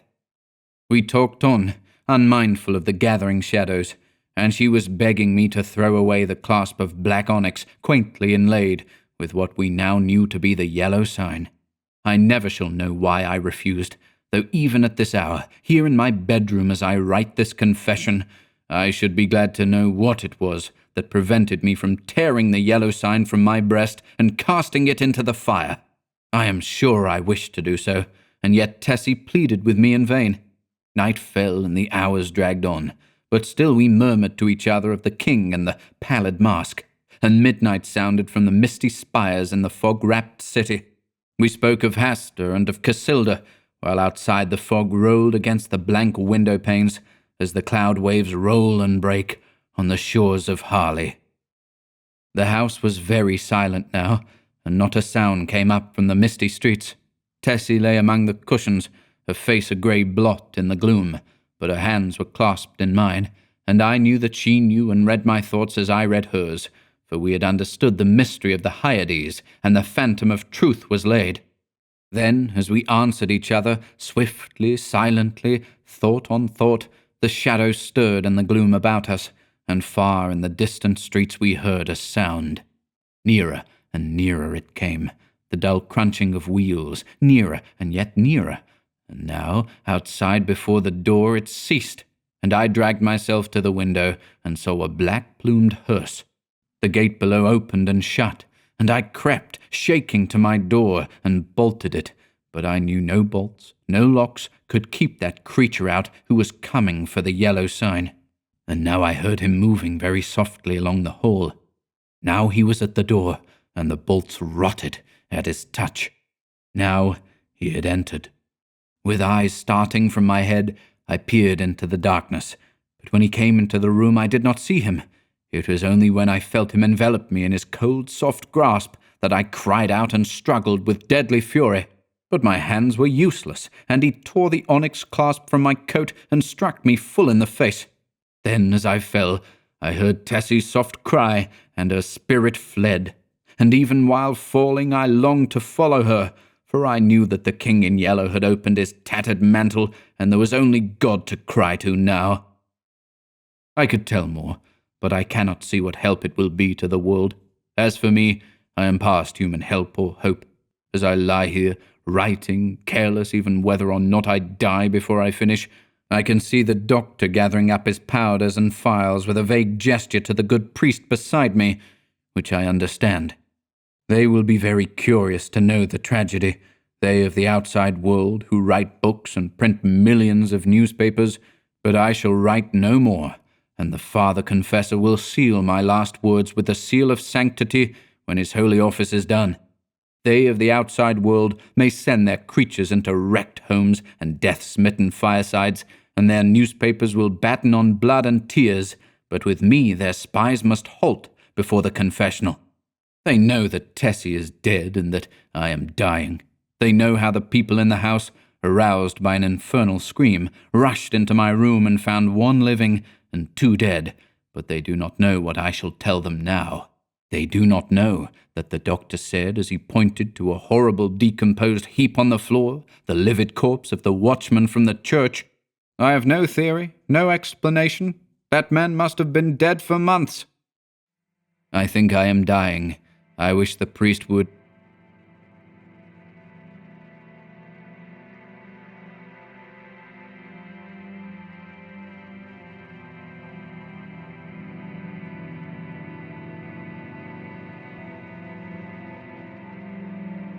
Have you found the yellow sign?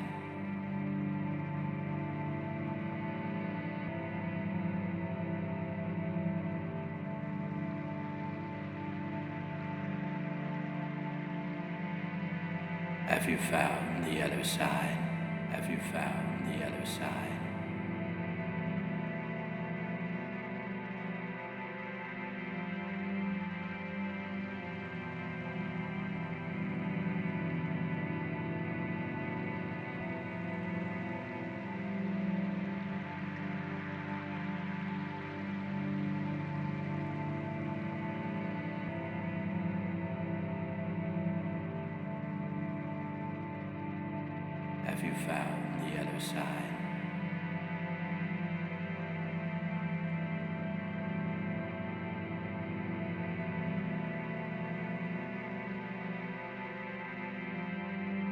Have you found the yellow sign?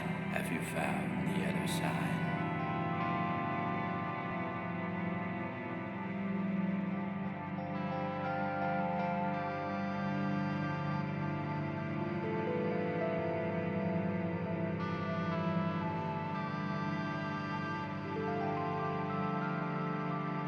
Have you found the yellow sign? Have you found the yellow sign?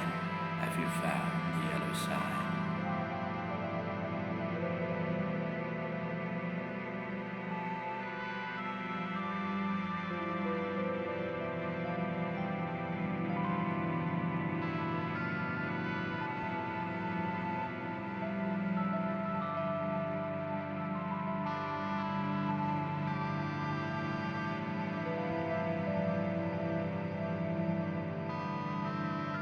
Have you found the yellow sign?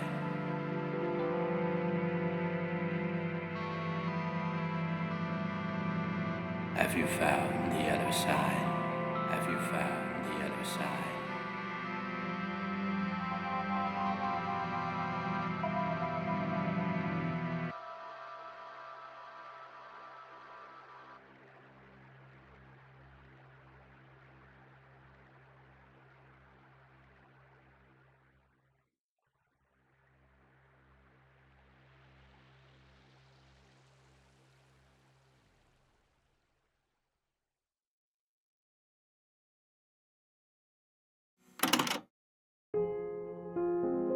If you enjoyed listening today, be sure to subscribe to the channel by hitting the red subscribe button below. After doing so, click the bell icon next to the subscribe button to receive new content notifications. If you'd like to support our work and receive exclusive perks, consider becoming a channel member by clicking the join button below. To support us in other ways, see the video description for links to our Bandcamp and Patreon pages, our merch store over at Teespring, and further information relating to our releases on Audible, iTunes, and Spotify. And until next time,